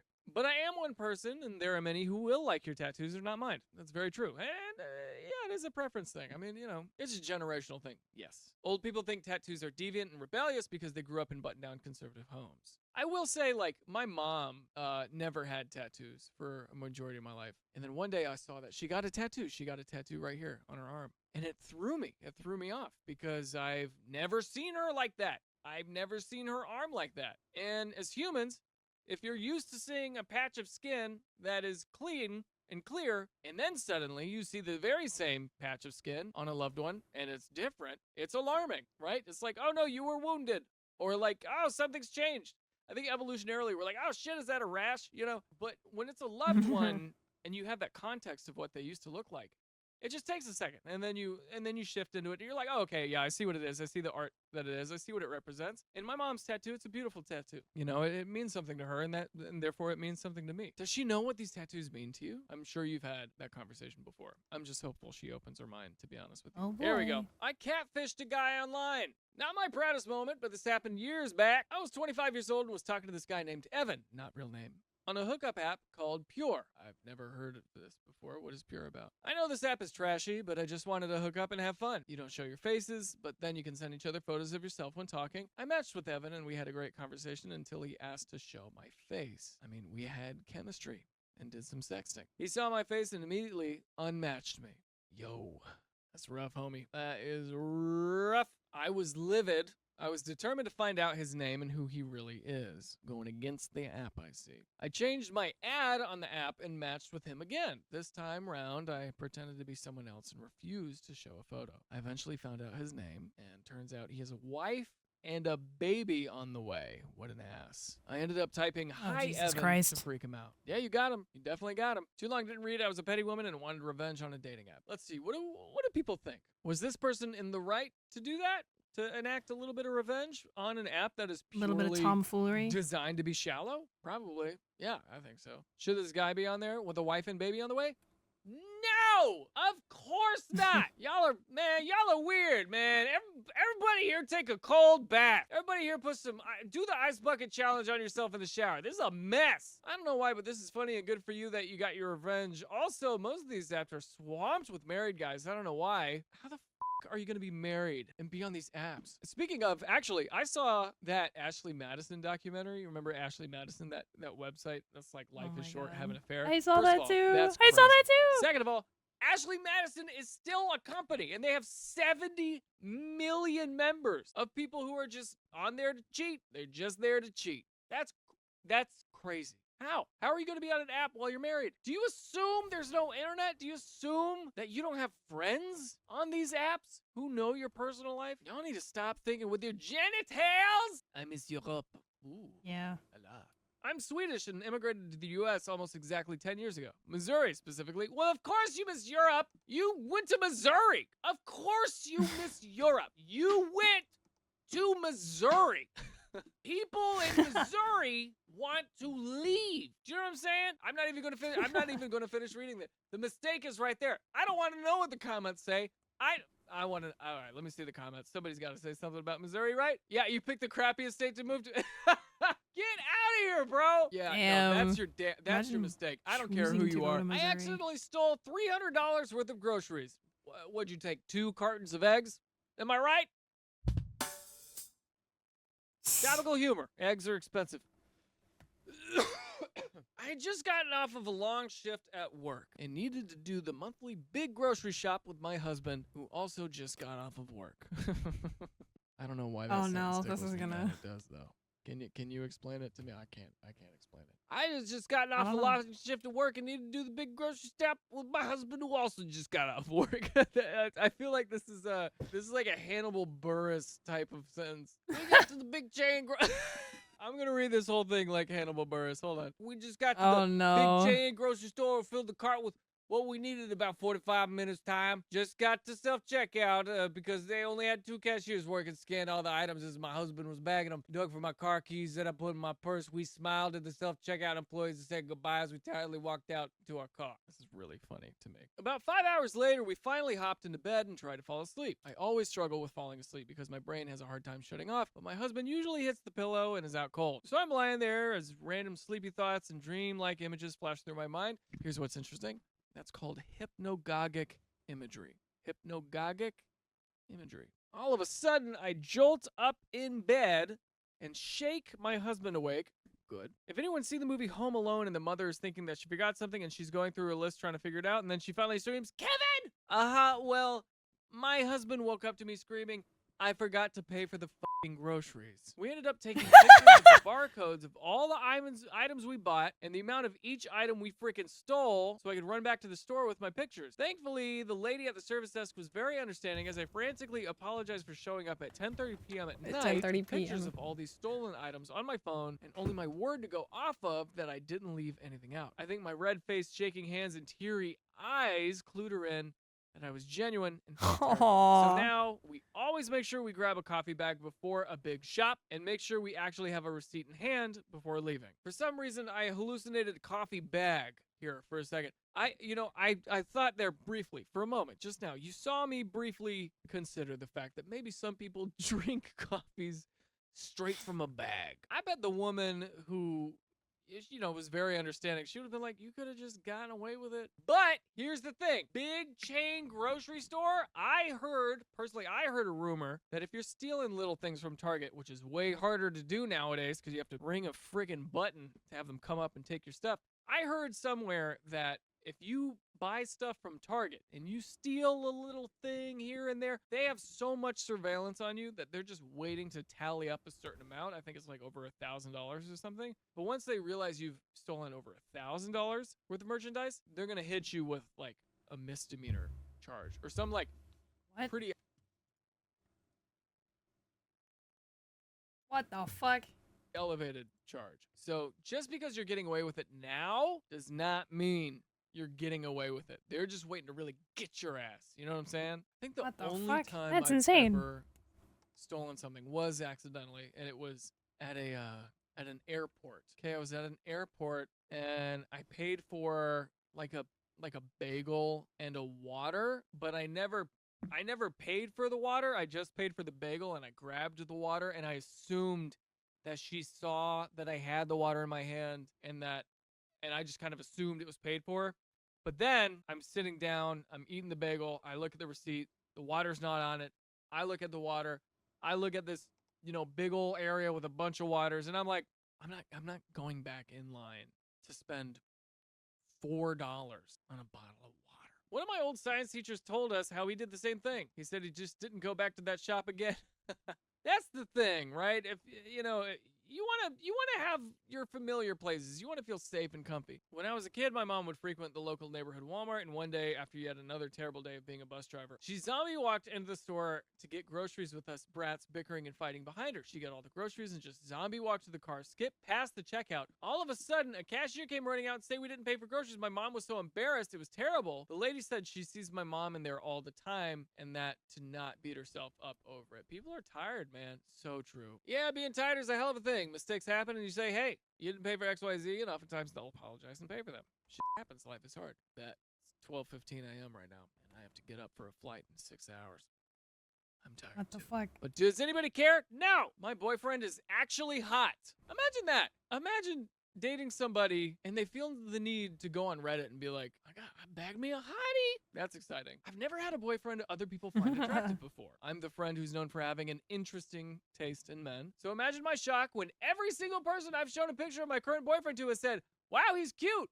Guys and girls alike. He also told me that he's had girls come up to him in the past to ask him out, myself included. I just got lucky, LOL. Guys, it feels so good because that's my man. He genuinely is the most beautiful man I've met inside and out. But yeah, just want to get this off my chest because it sounds like bragging if I say it to people I know, LOL. It's a very, that is a very, that's great. That feels good to be in a relationship with somebody that you're proud of and you're proud of showing off and other people see it too. My only tip for you, if you're new to this world, I've been very fortunate to where, my girlfriend is beautiful and get ready for the demons.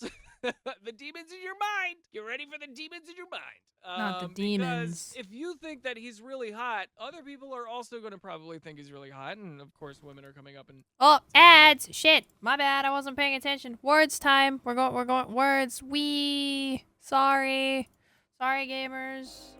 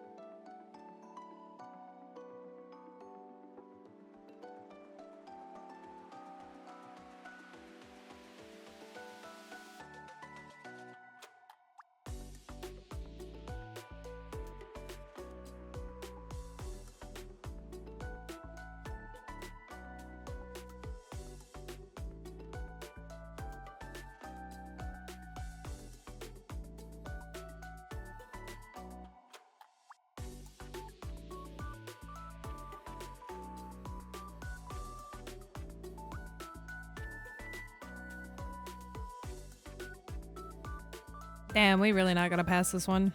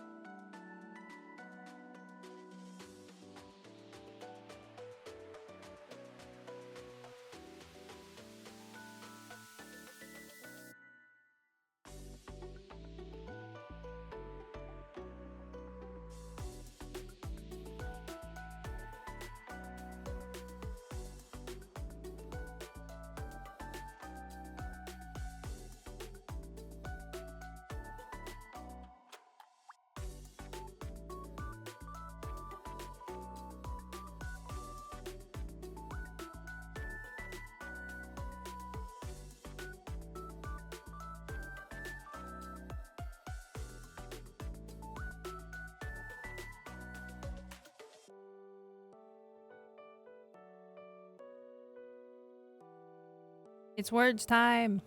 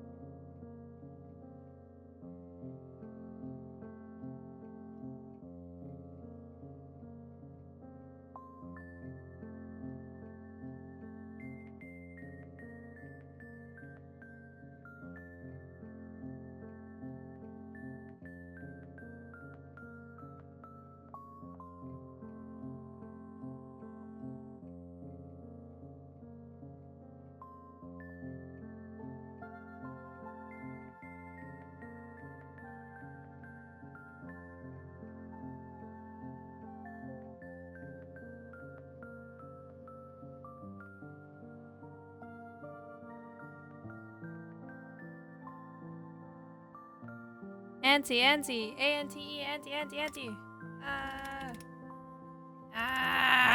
Damn it. Fucked up, evil. So sorry. Sorry, gamers. Back to gaming, however. Here we are. Hello. Alright, we're gonna go back to vibing with Daniel Thrasher, I think, while I keep vibing and drawing. But just, you know, make sure... because if you think that he's really hot, other people are also going to probably think he's really hot. And of course, women are coming up and saying hi to him. But just, you know, make sure, don't let any of the jealous thoughts rule over you. It's not useful. It's not interesting to be jealous. It's not fun or funny or cool or, you know, trendy, or don't exhibit any jealous behavior. And you could have a very healthy relationship, you know? The way you can support this hot man is to just stay true to yourself, stay confident. He picked you for a reason.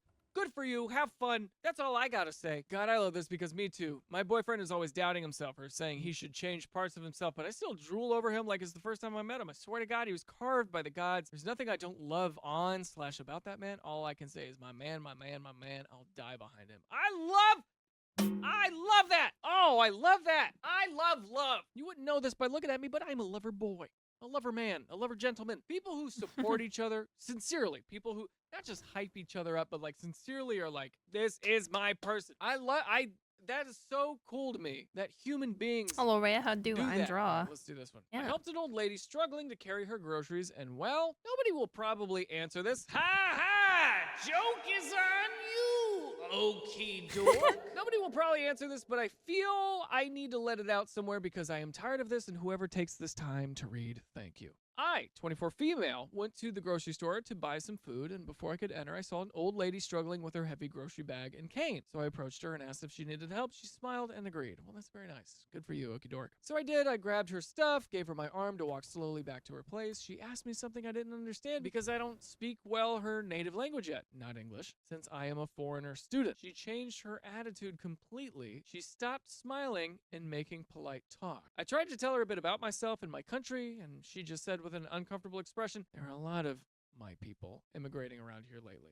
Okay, so it's not an English-speaking country. You are an English-speaking person. Let's say you're American. Maybe you're in Japan or Korea. I know that in Korea, and I know this because I almost lived in South Korea, that they don't get a lot of foreigners out there. And the word foreigner is a really big word in South Korea. So to give you an example of what I know, when I was fresh out of college, I got offered this job to be like a musical theater Dora the Explorer type guy for a place called English Village in the northern part of South Korea. Luckily, I got signed in LA, never had to do that, but I started learning Hangul and I started really looking into Korean culture. And this job was to put on shows in this fake colonial Virginia American town housed in South Korea, where all the cute little Korean kids would come up and they would see us Americans going around and speaking English and be like, what color is the backpack? And that was like a theme park to them. It was amazing. It was a great way for them to,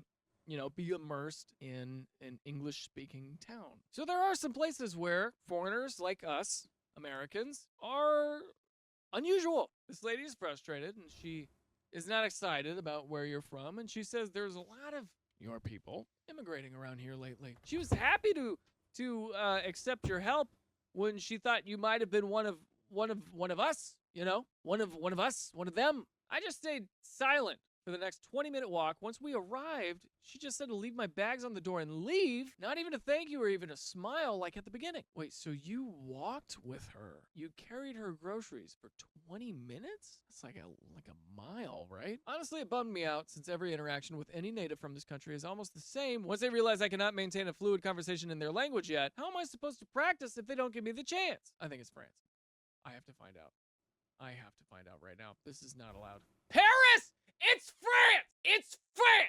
Do you see that? I said France! Boy, you ever say the word croissant to anybody remotely associated with France? Somebody who's had a French fry recently will correct you on the way you pronounce croissant. They will try their damnedest to make you feel silly for wearing a striped black and white shirt. They will be like, do you even pantomime?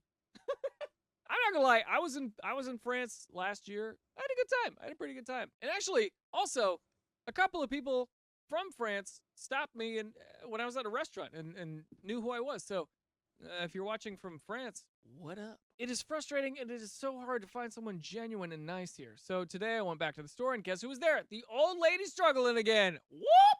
Uh-oh.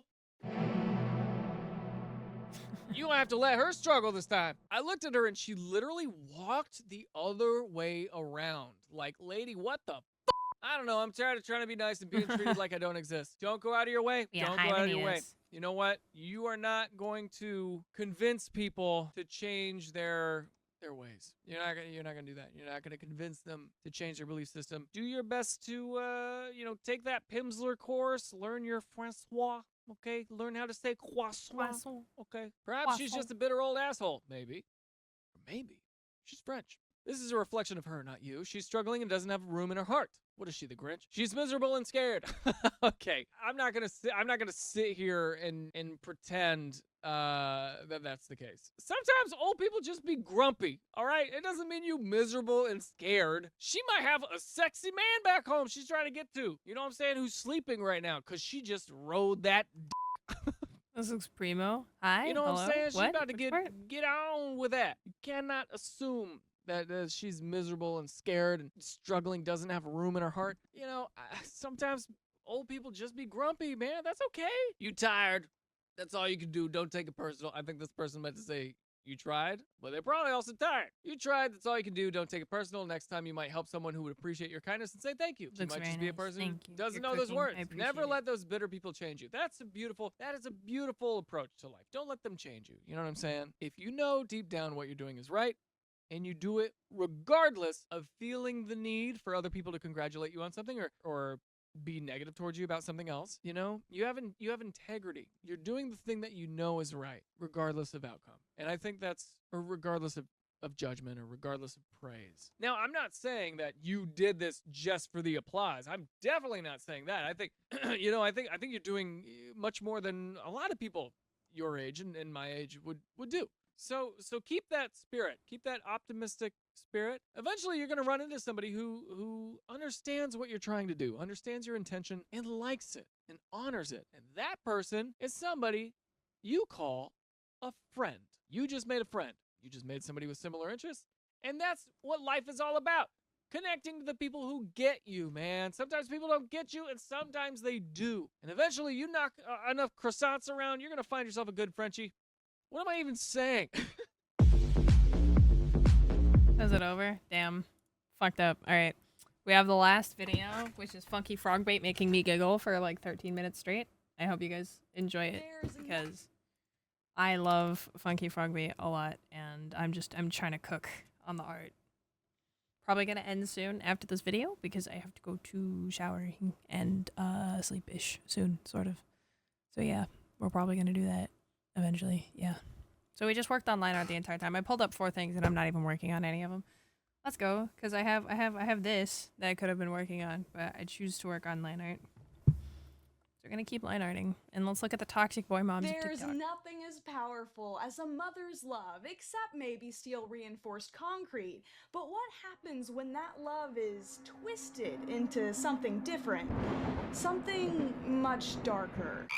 Boy moms, not to be confused with women who happen to have male children, are mothers who for some reason have decided to make the gender of their child their entire personality. This obsessive behavior towards their sons inhibits good parenting at best, and dips its toes into the Freudian at worst, becoming especially alarming when these women also have daughters who suffer because of this extreme favoritism. While this mother and son dynamic is centuries old, the internet has a beautiful way of allowing weirdos to publicly incriminate themselves, pulling up the logs of their lives to reveal all the delicious, creepy crawlies skittering underneath to millions. And as usual, I invite you to grab a bag of popcorn, drench it in butter, and watch the train wreck with me. You'll be his first kiss, his first love. Ew. Okay, by the way, sorry, I have to put this out here. There's an audio desync. Shit. Wait. Really? Hang on. What? Hang on. What? Window. Okay. Is there still audio desync? Grab a bag of popcorn, drench it in butter, and watch the train wreck with me. You'll be his. Is that better? I'm gonna fast forward it again in a second. I don't want to see this. Is that still decent? It's still there? Fuck. Wait, what do I do now? Wait, what do I do now? Is it display capture? Or is it the audio source? I think it might be the audio source. Uh-oh. What about this one?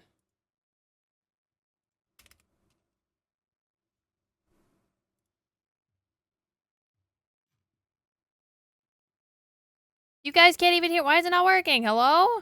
Oh my god. I hate it here so much. Wait, why is it not working? Hello? Hello? Oh, awesome. Do I have to hide this one? Select something else, maybe. Toxic boy moms. Crawlies skittering Okay. I'm not allowed to capture the same audio from 2 places. underneath to millions. And as usual, I invite you to grab a bag of popcorn. Is it still there? Because it might be on you guys' end. Because I don't know. I'm looking at it and I don't see the desync. Drench it in butter and watch the train wreck with me. You'll be. I don't know. It's gone now? Okay. It's fixed? Okay, cool. I just had to like refresh the audio source, I think. I don't know. So by the way, can I just put this out there that I hate people who kiss their children on the lips. That's kind of weird. I don't appreciate it. And also, why would you kiss your baby? I don't want that slobber machine anywhere near my fucking mouth. So that sounds disgusting. Be his first kiss, his first love. He's your little boy. He's your little boy. I hated how he said that. I thought this video would be a great place to start because it highlights a particular fixation that these toxic boy moms have of being their son's first love and using language that uncomfortably parallels romantic relationships. The weirdness becomes super obvious once you realize these women would never mention being their daughter's first kiss or their daughter's first love, so what's the difference? Well, according to the comment section underneath this video, having You failed to account for the fact that the slobber machine is going to kiss you and not the other way around. No, no, no, no, no. These parents are going out of their way to kiss their slobber machines. Did you not see that? Did you not see the video? I know parents who do that. They're like, I'm gonna kiss my child on the lips. And I'm just like, sorry, it genuinely makes me fucking gag. I don't want anyone else's fucking saliva near me if I have a say in it, especially not a fucking baby. That sounds weird. I kiss Taco, but like, that's Taco. Okay, those parents are weird. Yes, I know. I've seen them before. I had friends who had parents like that, and I'm like, I'm just like, I don't want to do that. My parents didn't want to do that. They're just like, what? No, I would never do that to you. And I'm like, thank you. Yeah, like they go out of their way to kiss their children on the lips. I'm like, that's fucking weird. Don't do that shit. That's fucking weird. Kiss them on the cheek. That's parently and lovey. Lip kisses are for romance. I'm sorry. a son is completely different, a transcendental experience that girl birthers simply could never understand and boy moms refuse to explain. Being a boy mom is the best feeling. It's truly falling in love. Ew.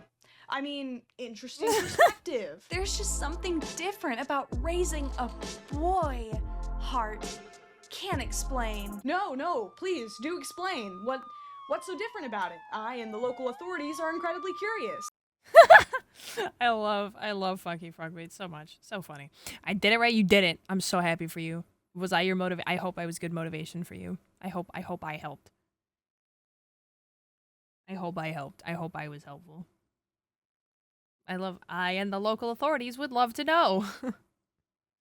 He is her last true love. Which makes the dad, what?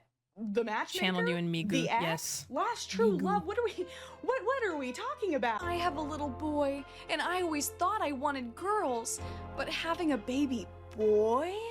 It's something else. I wish you guys could see me cringing. No, it actually literally isn't. There's nothing special about a baby boy versus a baby girl. It's a baby, a collection of fat rolls missing its kneecaps, a default starter human that hasn't even allocated its skill points yet. You haven't even had a girl, so how do you know having a boy is different? I'm gonna have an aneurysm unless we have a sponsor break right now. But before we continue— I love that. Based. I could actually fit more stuff than I thought to. That's great! I'm gonna skip the ad because I have seen this video like 4 times, so like, we appreciate. But these strange videos aren't just isolated incidents. Entire TikTok trends and audios have been co-opted by boy moms as an opportunity to show off their toxicity.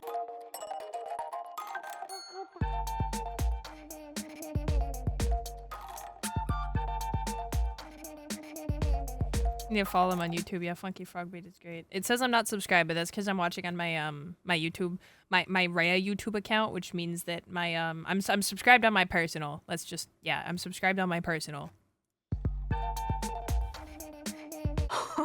Oh, this one's got layers like lasagna. Let's dig in. First off, versions of this cringy trend have been done by parents of both genders, so I'm not gonna be as harsh.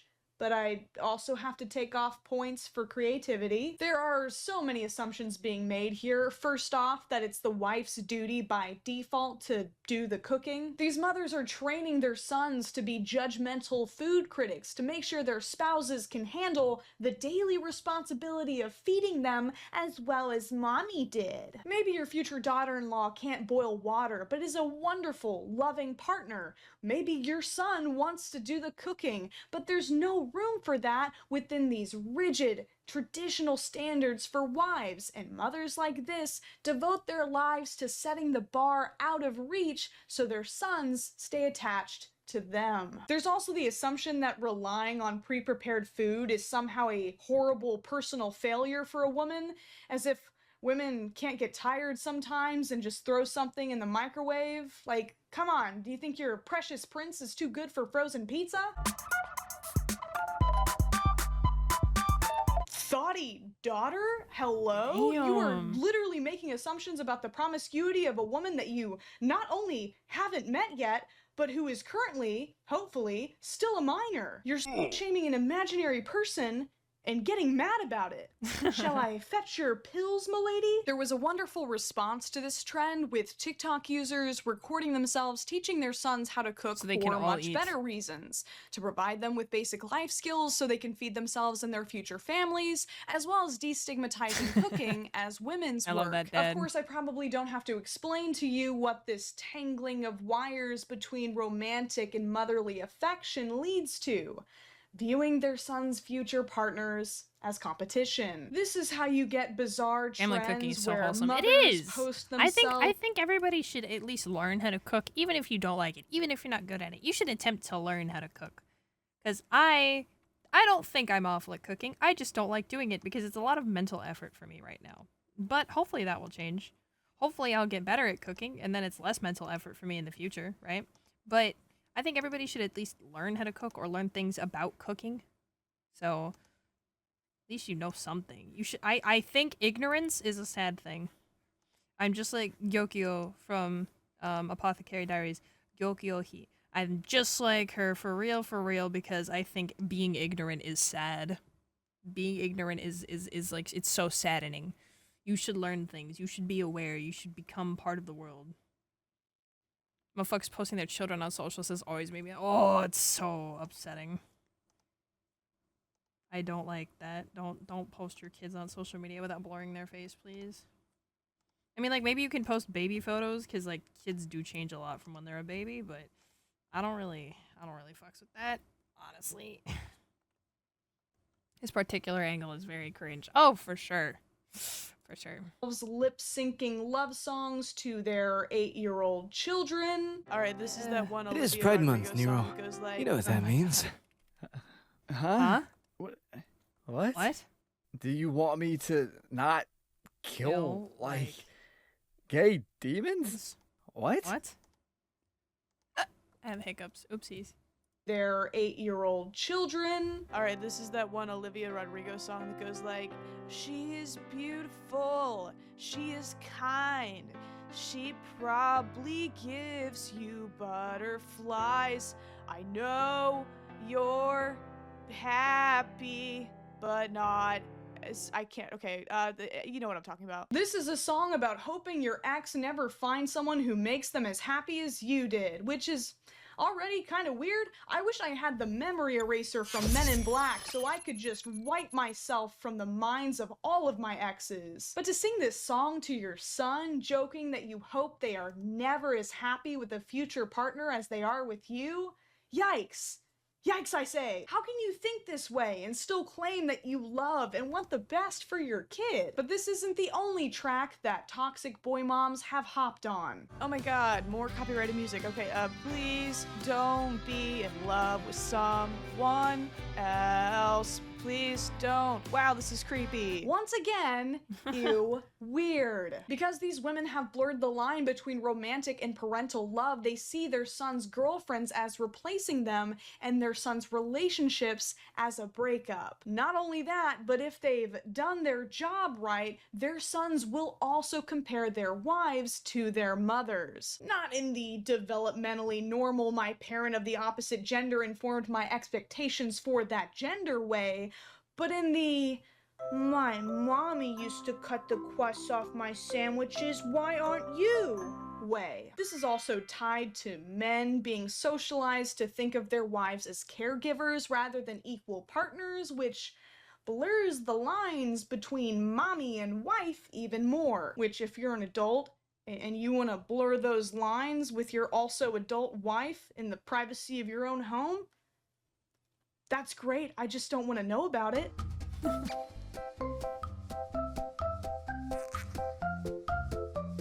You're already creating a rivalry with your son's future wives in your head when these boys don't even know there's letters in math yet? Why would you take joy in the idea of isolating your future daughter-in-law from her family during the holidays and preventing your future grandchildren from seeing half of their extended family? But amongst the toxic TikTok boy moms, there is one who has crowned herself queen, and her reign began with this video. I never thought that I would be that toxic boy mom. I love my 4 kids equally, but that last little boy just hits different. I don't like that laugh. He hits his sisters. I don't like that laugh. He punches them.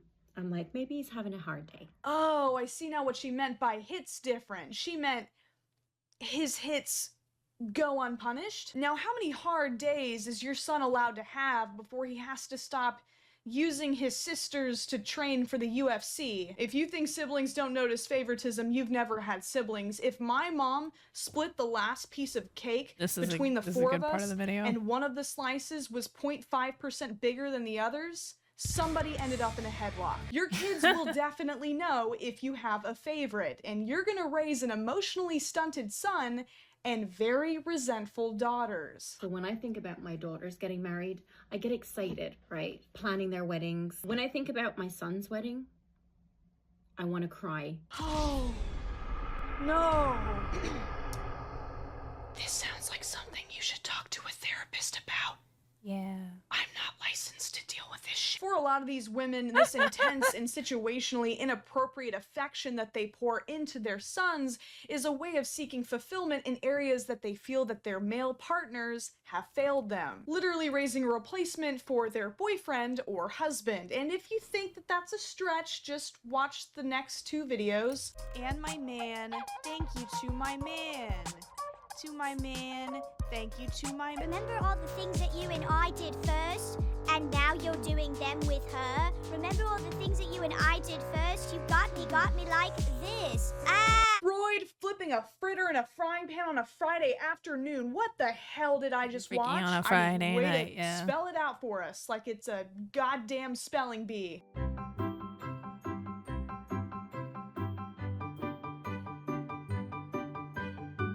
Now, after getting backlash for making these weird videos about her son, the creator did apologize and say that I'm just kidding.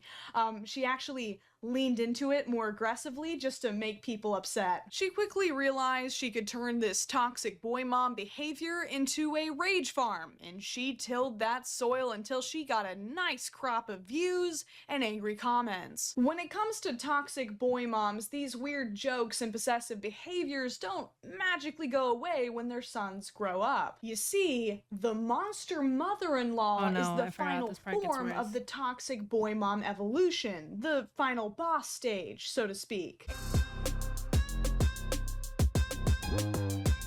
And unfortunately, that's probably the only flavorful meal that anyone's ever eaten at your house, Kathy. That's why no one touched your beige-colored casserole at the church potluck last Wednesday. Careful yanking your hair like that before you get in this hypothetical altercation with your daughter-in-law.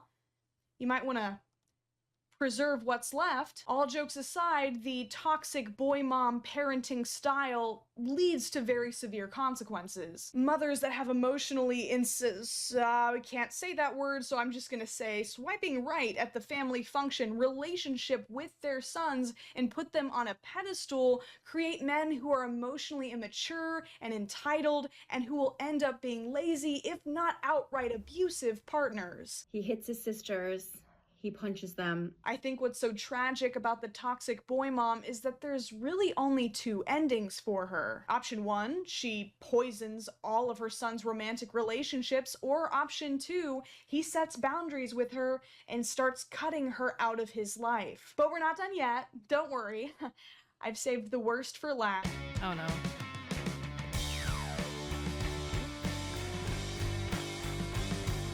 She made a sweaty thirst trap for her son. Yeah, that's how the video ends, guys. When you thought it couldn't get any worse, This feels depressing. What video are we watching? You've seen this one before. It's the toxic boy moms of TikTok. I just wanted something spicy to watch while I was sitting here drawing. You know, I needed more drama in my life. But hi, Taco.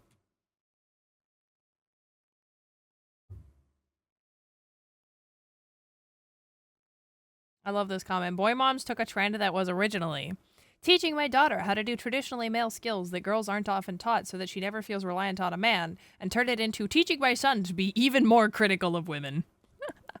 Ray doesn't have enough drama in her life. I really don't. Apparently. Like, my life, I don't really have a lot of shit going on. Came to say hello. I apparently need to, yeah, it's like 10:30, gamer. You should go to bed.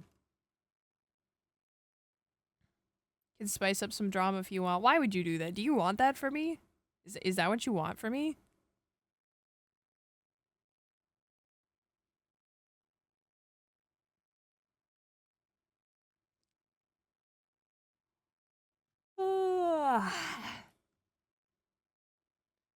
We can look at sad. Do you guys want to look at sad beige moms of TikTok, or do you guys want to see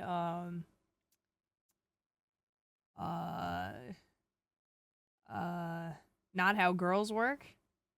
Sinister gets hit by a car, the power of drama. Please don't fucking get hit by a car. I swear to God.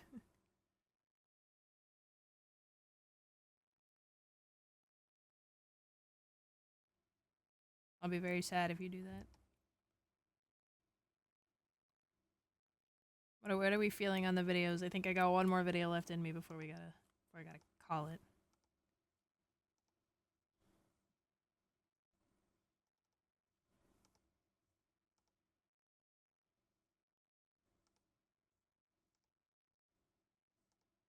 As I crawl into drawing fishnets again, I'm gonna get a fish. You're not supposed to get a fish. Get hit by a car just to be funny. Please don't. The second to last vid.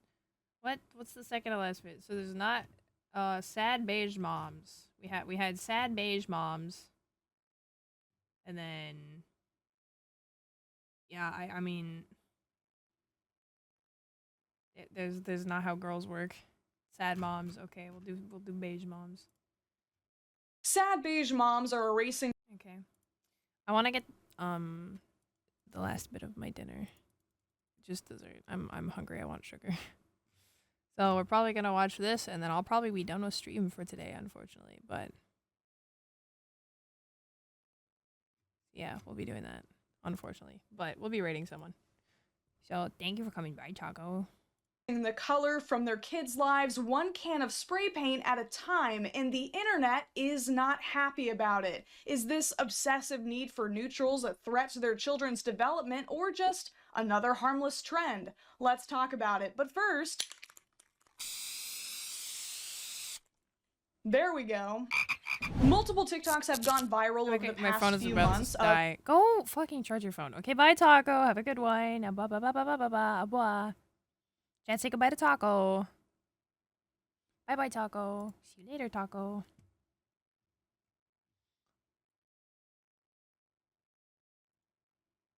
Of color-sensitive mothers spray painting their children's toys to better match their beige aesthetic. These posts typically receive quite a lot of criticism, and the most recent video to invoke the ire of the internet was this woman who decided that her toddler's toy Christmas tree was a little too festive. Go ahead and call me crazy or a sad beige mom for what I'm about to do. Today I'm giving this step 2, my first Christmas tree, a total makeover. I'm leaning into my inner Pinterest mom with the vision to neutralize the tree. It's a toy, not a bomb threat. Why does it need to be neutralized? You can see how this mom is already on the defensive. She knows the keyboard warriors are going to man their battle stations the moment they see this, but she posted it anyways. I can already hear you thinking that I'm gonna ruin my toddler's Christmas by painting over these colors. Let's be real, my toddler's favorite toys are brown cardboard boxes and clear plastic water bottles, so I really think that she's a neutral girly at heart. Your toddler isn't a neutral girly. Kids are just little goblins who like to play with trash. I originally wanted to paint the body of the tree a brown, but then I realized, you know what, I want my tree to look a little bit alive. So here I am painting an already green tree another shade of green. You're telling me that we narrowed narrowly missed a far worse timeline where this woman painted her kid's Christmas tree brown. Here's how the DIY ornaments turned out, guys. Honestly, I love them. They're so definitely cute. giving I can't organic, wait. modern vibe. I know I'd be feeling I can't wait for her toddler to ingest chipped paint. the Christmas spirit if I saw did that not in the coat living those. room. She did Organic not coat modern them. vibe, more like organic matter vibe. Am I right? Look, if you can't handle me at my lazy poop joke I wrote in 3.5 seconds, then you don't deserve me at my other equally mediocre material. I do need you guys' help. Should I paint the train or leave it as is? To quote the Beatles, let it be, let it be, let it be. Here's how the tree turned out and what it looks like in our space. I absolutely love it, but let me know what you think. Oh yeah, people let her know exactly what they thought, quite enthusiastically. I have a few thoughts of my own about this. I love eating paint, not gonna lie. First yeah, off, thanks, Spence. yes, it is incredibly ugly. It makes Charlie Brown's Christmas tree look garishly extravagant, but I'm more worried about how safe it is. Just because Krylon spray paint is supposed to be non-toxic doesn't mean that it's edible, and if any of that paint chips off, a toddler is going to devour it like it was plated at a restaurant with 3 Michelin stars. When people pointed this out, Natalie posted this DIY showing everyone how to make these little emergency room visits waiting to happen instead. Oh, you didn't like the hazardous dung balls? Well, how about these super fragile ornaments that will shatter into 1,000 razor-sharp pieces of plastic under the slightest bit of pressure? I appreciate that she tried to accept feedback, but I think it's safe to say that DIYing your kids' toys below a certain age is not really worth the risk. No, it's really But not. before we continue, I'd like to take a second to talk about today's sponsor, Air Up. Using the flavor pods attached to the lid, Air Up bottles deliver scented air to your mouth as you drink, meaning that even though you're just drinking water, you get to enjoy a variety of different flavors of the misery by clicking the link in the description to try Air Up today. Now, during this video, I'm going to be using the term beige mom, but to be clear, there are multiple species of the miserably minimalist millennial parent. There's sad beige mom, sad gray mom, and sad white mom, not to be confused with sad Caucasian mom, aka my mom after finding out that I quit my job to become a YouTuber. You'll also probably notice that women are going to be featured pretty much exclusively in this video, and that's just because they're the ones posting the content. Both parents have a degree of responsibility for cultivating a colorless environment in their home. At this point, I do need to admit my bias, not the K-pop kind, because I am a maximalist to my core. I am never happier than when I am surrounded by a colorful trove of knickknacks, antiques, and well over 20 thingamabobs. So I find this trend of minimalism to be absolutely hideous, but I'm going to try really hard to keep an open mind for the rest of this video. Imagine doing this to your child, by the way. Jesus Christ. You know what? No. My mind is closed now. I'm closing my mind. The kids can't even have color on their birthday? Who is this party for? The inmates of Arkham Asylum? At least it'll be easy to see if little Timmy decides to let a chocolate surprise slip out of his Pampers in the ball pit. You know what? My bad. That's the last poop joke. I'm cutting myself off. But don't worry. Let kids enjoy their colors. It's literally good for their fucking development. They're like, my 1-month-old is not allowed to have any colors because it clashes with my aesthetic. Bro, if your aesthetic clashes with children, you shouldn't be having children. Sorry. This company also does safari-themed parties.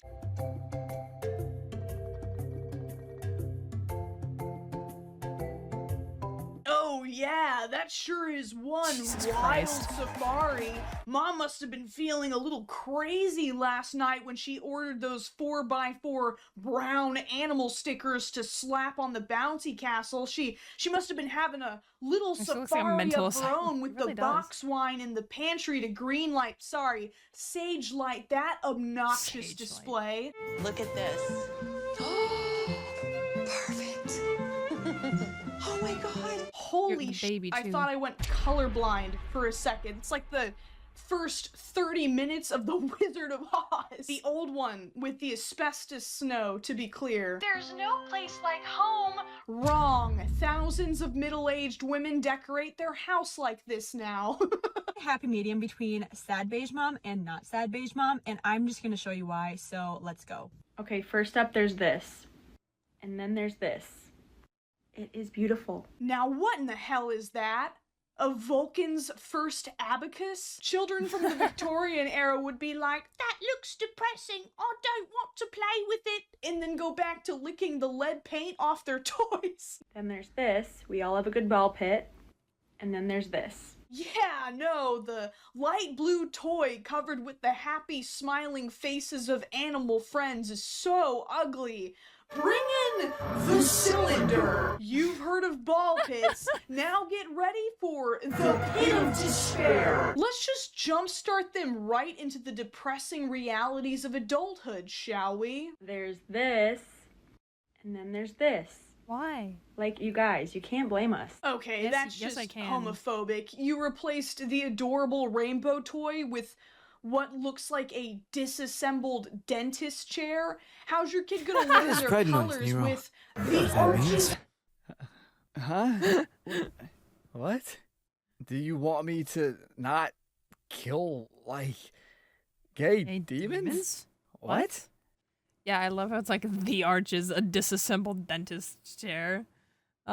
Dentist chair? How's your kid gonna learn their colors with the arches of sadness? Hi, Katie. Are you ready for your first day of pre-K? Yes, she's already learning her colors. Wow, that's so good. Hey, Katie, can you tell me what color Elmo is? Oh, we don't waste her time with the primary colors, but she can tell the difference between raw umber and walnut brown. Even I can't do that. Like, it is sad, I admit, but I love it.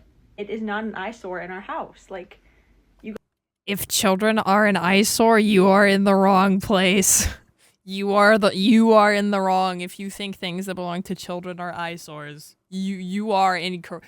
You as a human being are incorrect. I said it. Fuck you. The homophobic undertones are loud as fuck. Glad they said it. Yeah, I'm sorry it's sad and has absolutely no color, but I love it. Like, yeah, it's because you're a depressing fucking asshole, and you want to inflict that on children who haven't learned to hate the world yet. Huh? This reminds me, my little baby sister learned to speak English before Spanish. She's 3, and we're in Latin America country with broken Spanish. That's kind of funny. I'm sorry, I know I shouldn't be laughing, but that's kind of funny. She's just like, I don't know how English works. I'm just here, bruh.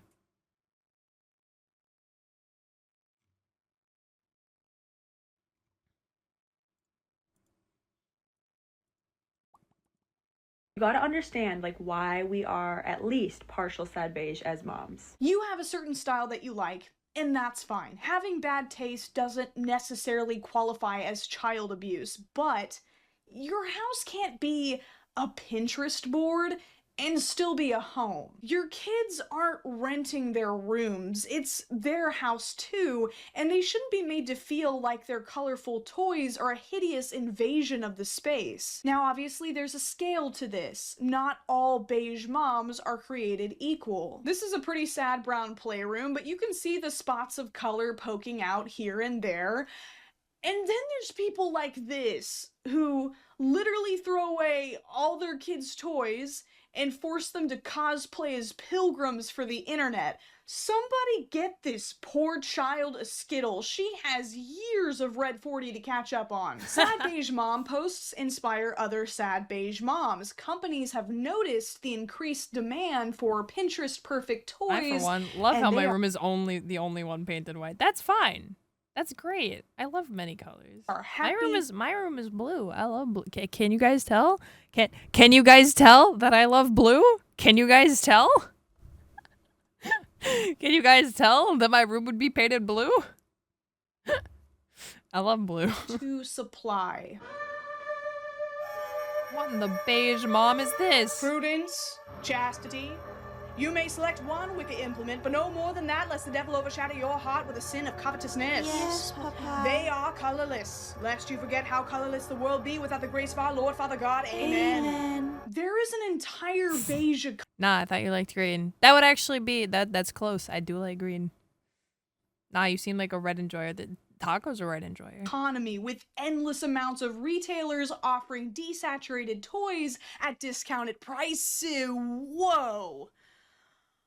Okay, never mind. A creator that goes by That Sad Beige Lady on TikTok has a popular series where she goes to these sad beige websites and shows the incredibly depressing clothes and toys they sell, often at outrageously high prices. I am fascinated by the concept of this new trend of minimalism being an attempt by the middle class to gain proximity to wealth without actually making more money. I know. Where is this video going? Let me rant for a second. You can see extreme forms of colorless minimalism in the houses of many celebrities, for example, Kim Kardashian, and I wouldn't be surprised if a lot of these sad beige moms were influenced by these heavily doctored glimpses into the unobtainable, aesthetically pleasing life of the super rich. A sort of pay more for less so you can feel like you have more kind of thing. A lot of sad beige moms seem to have this weird us versus the world martyr mentality and can be very hostile towards anyone who tries to give suggestions. The two main arguments they tend to fall back on whenever they're called out is one, that the kids don't care, and two, that bright colors are actually harmfully overstimulating.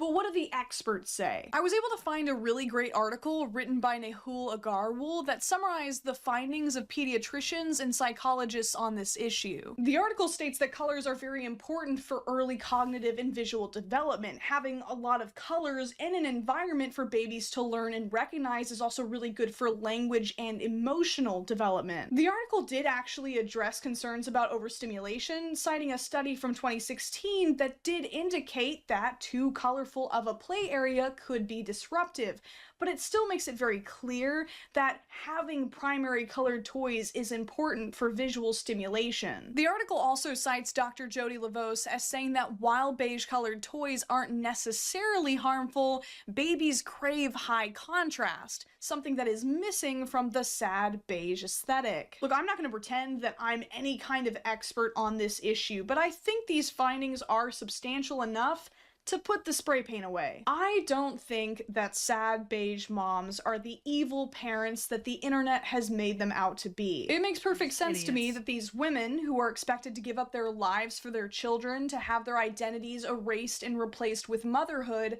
feel trapped and depressed as they watch the living space they spend so much time in become overrun with bright colors and constant noise. But there needs to be a balance. I think the best compromise for sad beige moms is this: decorate your house as boring and colorless as you want, just leave the toys alone. Or you can just make a color exposure therapy room for your kids, like the parents of the viral TikTok goth baby. It is messed up that people are expected to stop being themselves just because they're parents. But I think there are ways of holding on to your identity without depriving your child of color. Now, if you'll excuse me, I think after making this video, I'm gonna need a little color exposure therapy of my own.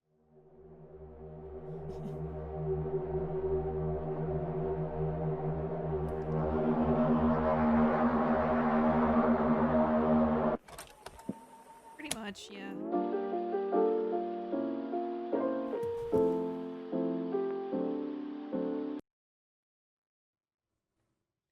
I love my white, grays, and darks, but come on, you can spare some color for a kid. That's what I'm saying. Like, I get it. You don't have, like, I agree. You don't have to give up your identity as a person to have a child. But if you have a child and you don't, like, leave room for them in your life, they're going to feel it. Kids notice. Kids notice a lot of things. People, people underestimate how much kids notice.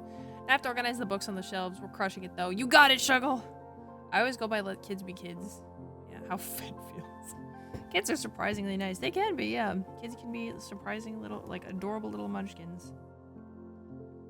I'm gonna see if I can finish the shoe really quick, and then we're probably gonna hop off the stream. Or maybe I do the other shoe too. I don't know. I don't really have anything else I want to watch. Let's just vibe in the vibes. But yeah, I think if you're going to have a kid, you have to make room in your life for that child. There's no ands, ifs, or buts about it. I'm sorry. Like, I can't really say it any other way, except you have to make room in your life for a child if you're going to have a child.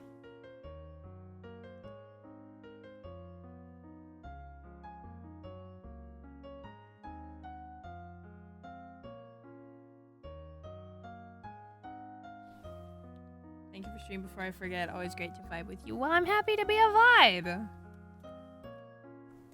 This reminds me, every time I leave my door open, my baby sister loves to get in my room and then go inside your bed. Aw, but doesn't that mean she likes you? I hope she likes you. It'd be sad if she didn't like you. I'd be sad.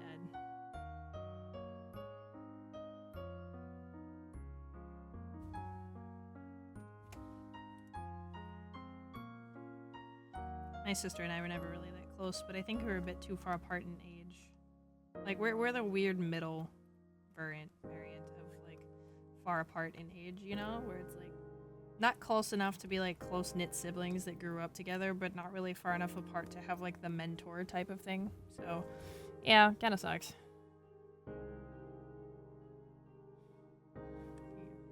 Shoe's almost done.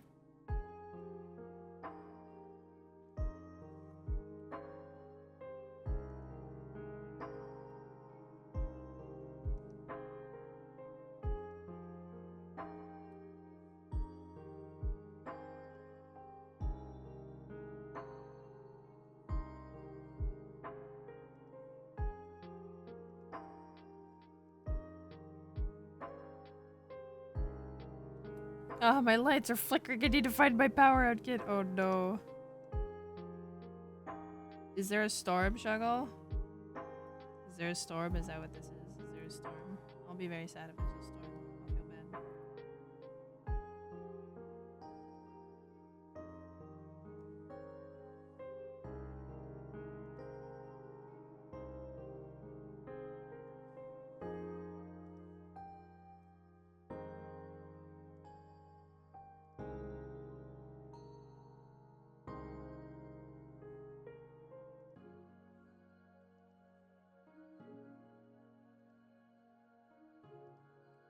Yeah, it'd be thundering. Oh, that's fucked up. I'm so sorry.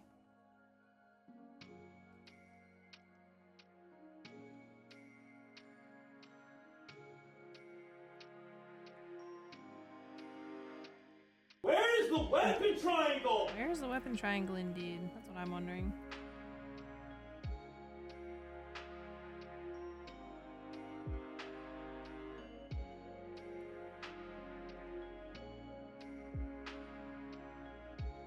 I'm gonna try to finish this shoe really quick, and then we're gonna raid out. I'll turn on my model again to say bye. I hate this, I hate this, I hate this.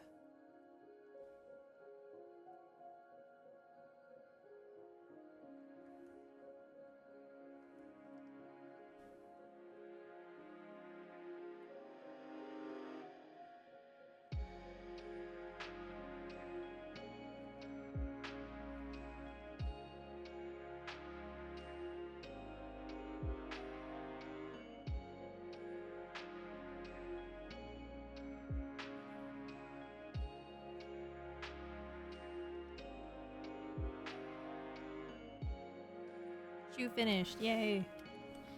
I like storms, at least I'll be fine. I know, but hey, I still feel bad, you know? Oh, we're gonna have ads in just a moment, but the shoe is finished. We can delay ads. We'll snooze ads. I'll finish this soon, I swear.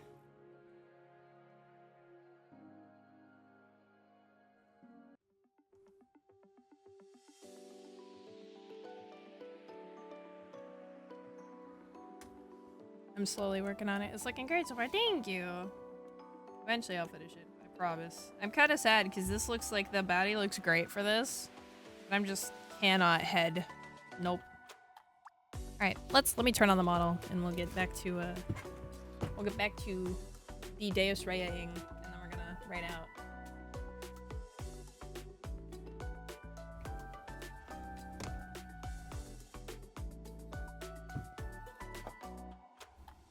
Thank you, Ziggy. I appreciate it. I hope I was helpful for somebody. I hope my working was helpful for someone.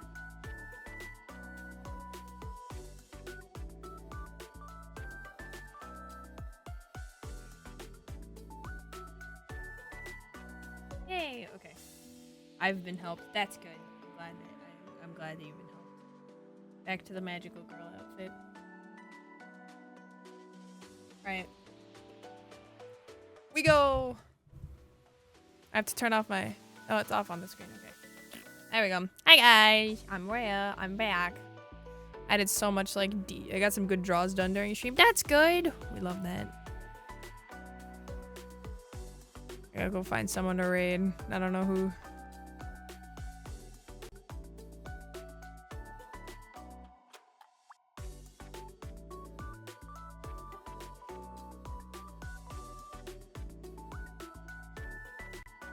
I'll be able to start art training arc soon. Let's go. Bye. Thank you, guys. Ooh, okay, we gotta look up who to raid.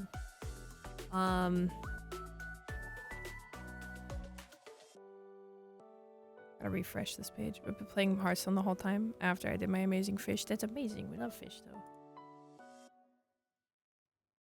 Stretch! But I got up earlier. Howdy, Rhea. Hi, Cupid. Unfortunately, you came in at the end, gamer. And I'm very sorry to tell you. You came in towards the end, gamer. Damn. Hit snooze on those ads. Fuck you. Ad snooze for 5 minutes. Of course, I'll show you other things I got done. Hell yeah, this is the second time in a row. It's okay. Normally, I would draw for longer, but I do have to kind of go... I have to go to bed earlier tonight because I'm gonna have orientation for a job tomorrow, and I have to be there by 12:30. Literally just raided a guy who stopped not long after. Fucked up. I'm sorry. Yeah, so I'll be getting rest. It's only supposed to be like a couple hours. It's not supposed to be that long, and half of it's like my I-9 and shit, so... Yeah, work. We got orientation. I'm gonna be starting job. Good luck, Gabriel. Thank you. Hope all goes well. Raid tuna. Get that bread. I will. I'm gonna see if they're willing to give me like a fuck ton of like terrible shifts for a while or something. Like I'll even tell them like you can go outside my availability and it'll be okay. But they might not be able to. So we're gonna see what happens. I will work like fucked shifts on Saturday just to make sure. Like I will close open if I have to. That'll suck ridiculously, but if it's only for a couple of weekends, it'll be okay. I like eating bread. I love bread. Nom nom nom nom nom. But I have to get, unfortunately, I have to get job because I have to get my first paycheck, and then with that, I have to buy a new engine filter, but it's only like $50. So if I get a big enough paycheck, you know what I'm saying? I have a bread machine now. Bread machine. I love bread. Yeah, once I get that, once I get the munners rolling, you guys are gonna see some cool Rhea shit eventually, one day. I have some other stuff I have to pay first, unfortunately. I might have to hold out for the next 9 days. I have to pay Neyu again, guys. It's insane. You guys will never see it coming. I have to pay Neyu again. Ay. Okay, so we've got, okay, Suda's playing Dishonored. Wei is doing some art. We can go raid Wei, who's doing some art. I still need $20 to order Rogue Sanj. It's okay. I believe you'll have $20 one day. Ads start in 5 minutes. After finishing my career, I want to try my luck to see if I can study abroad, since apparently not many people from mine take them. Oh, do that, Yuzu. Come study in America, yeah. Hello.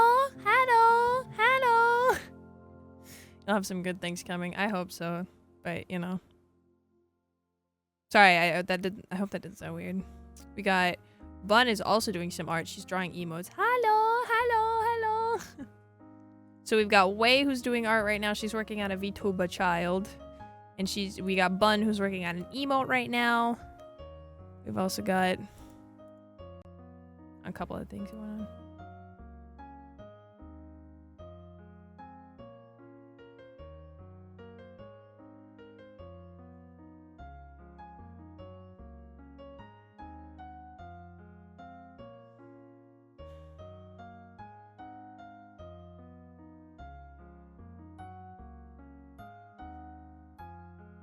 Let's, we can go raid. You guys want to go raid Wei? We haven't raided Wei in a while. She's working on a child with big boobs. Chat keys. VTuber model has big boobs. How y'all feeling about that?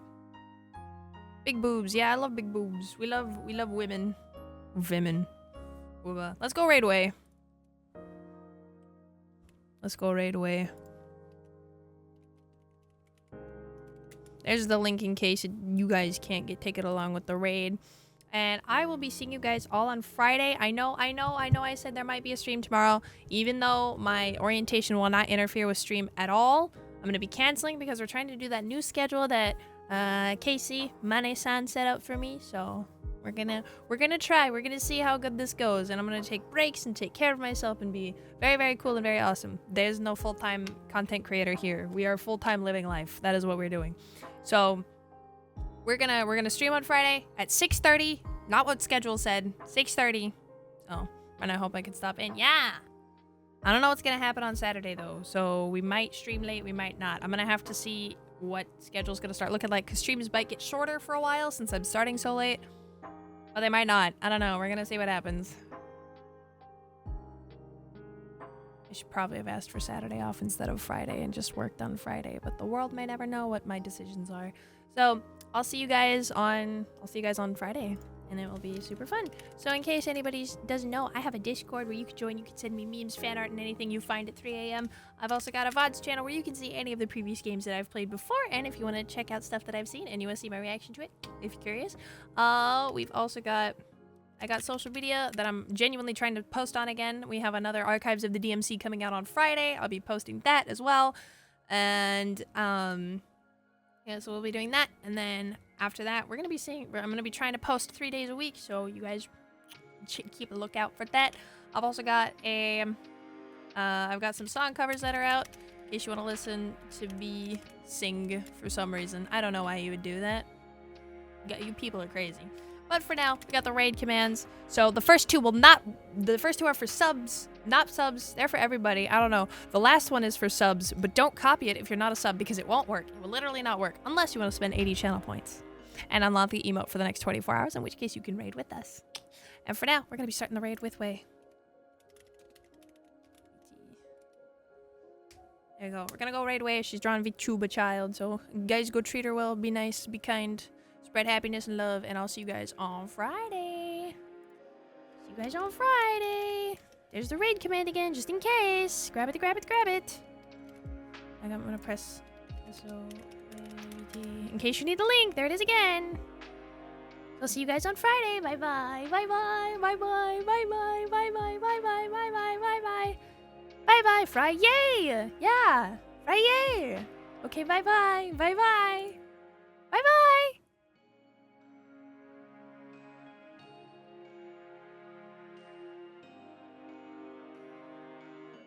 Don't throw bricks, that's fucked up.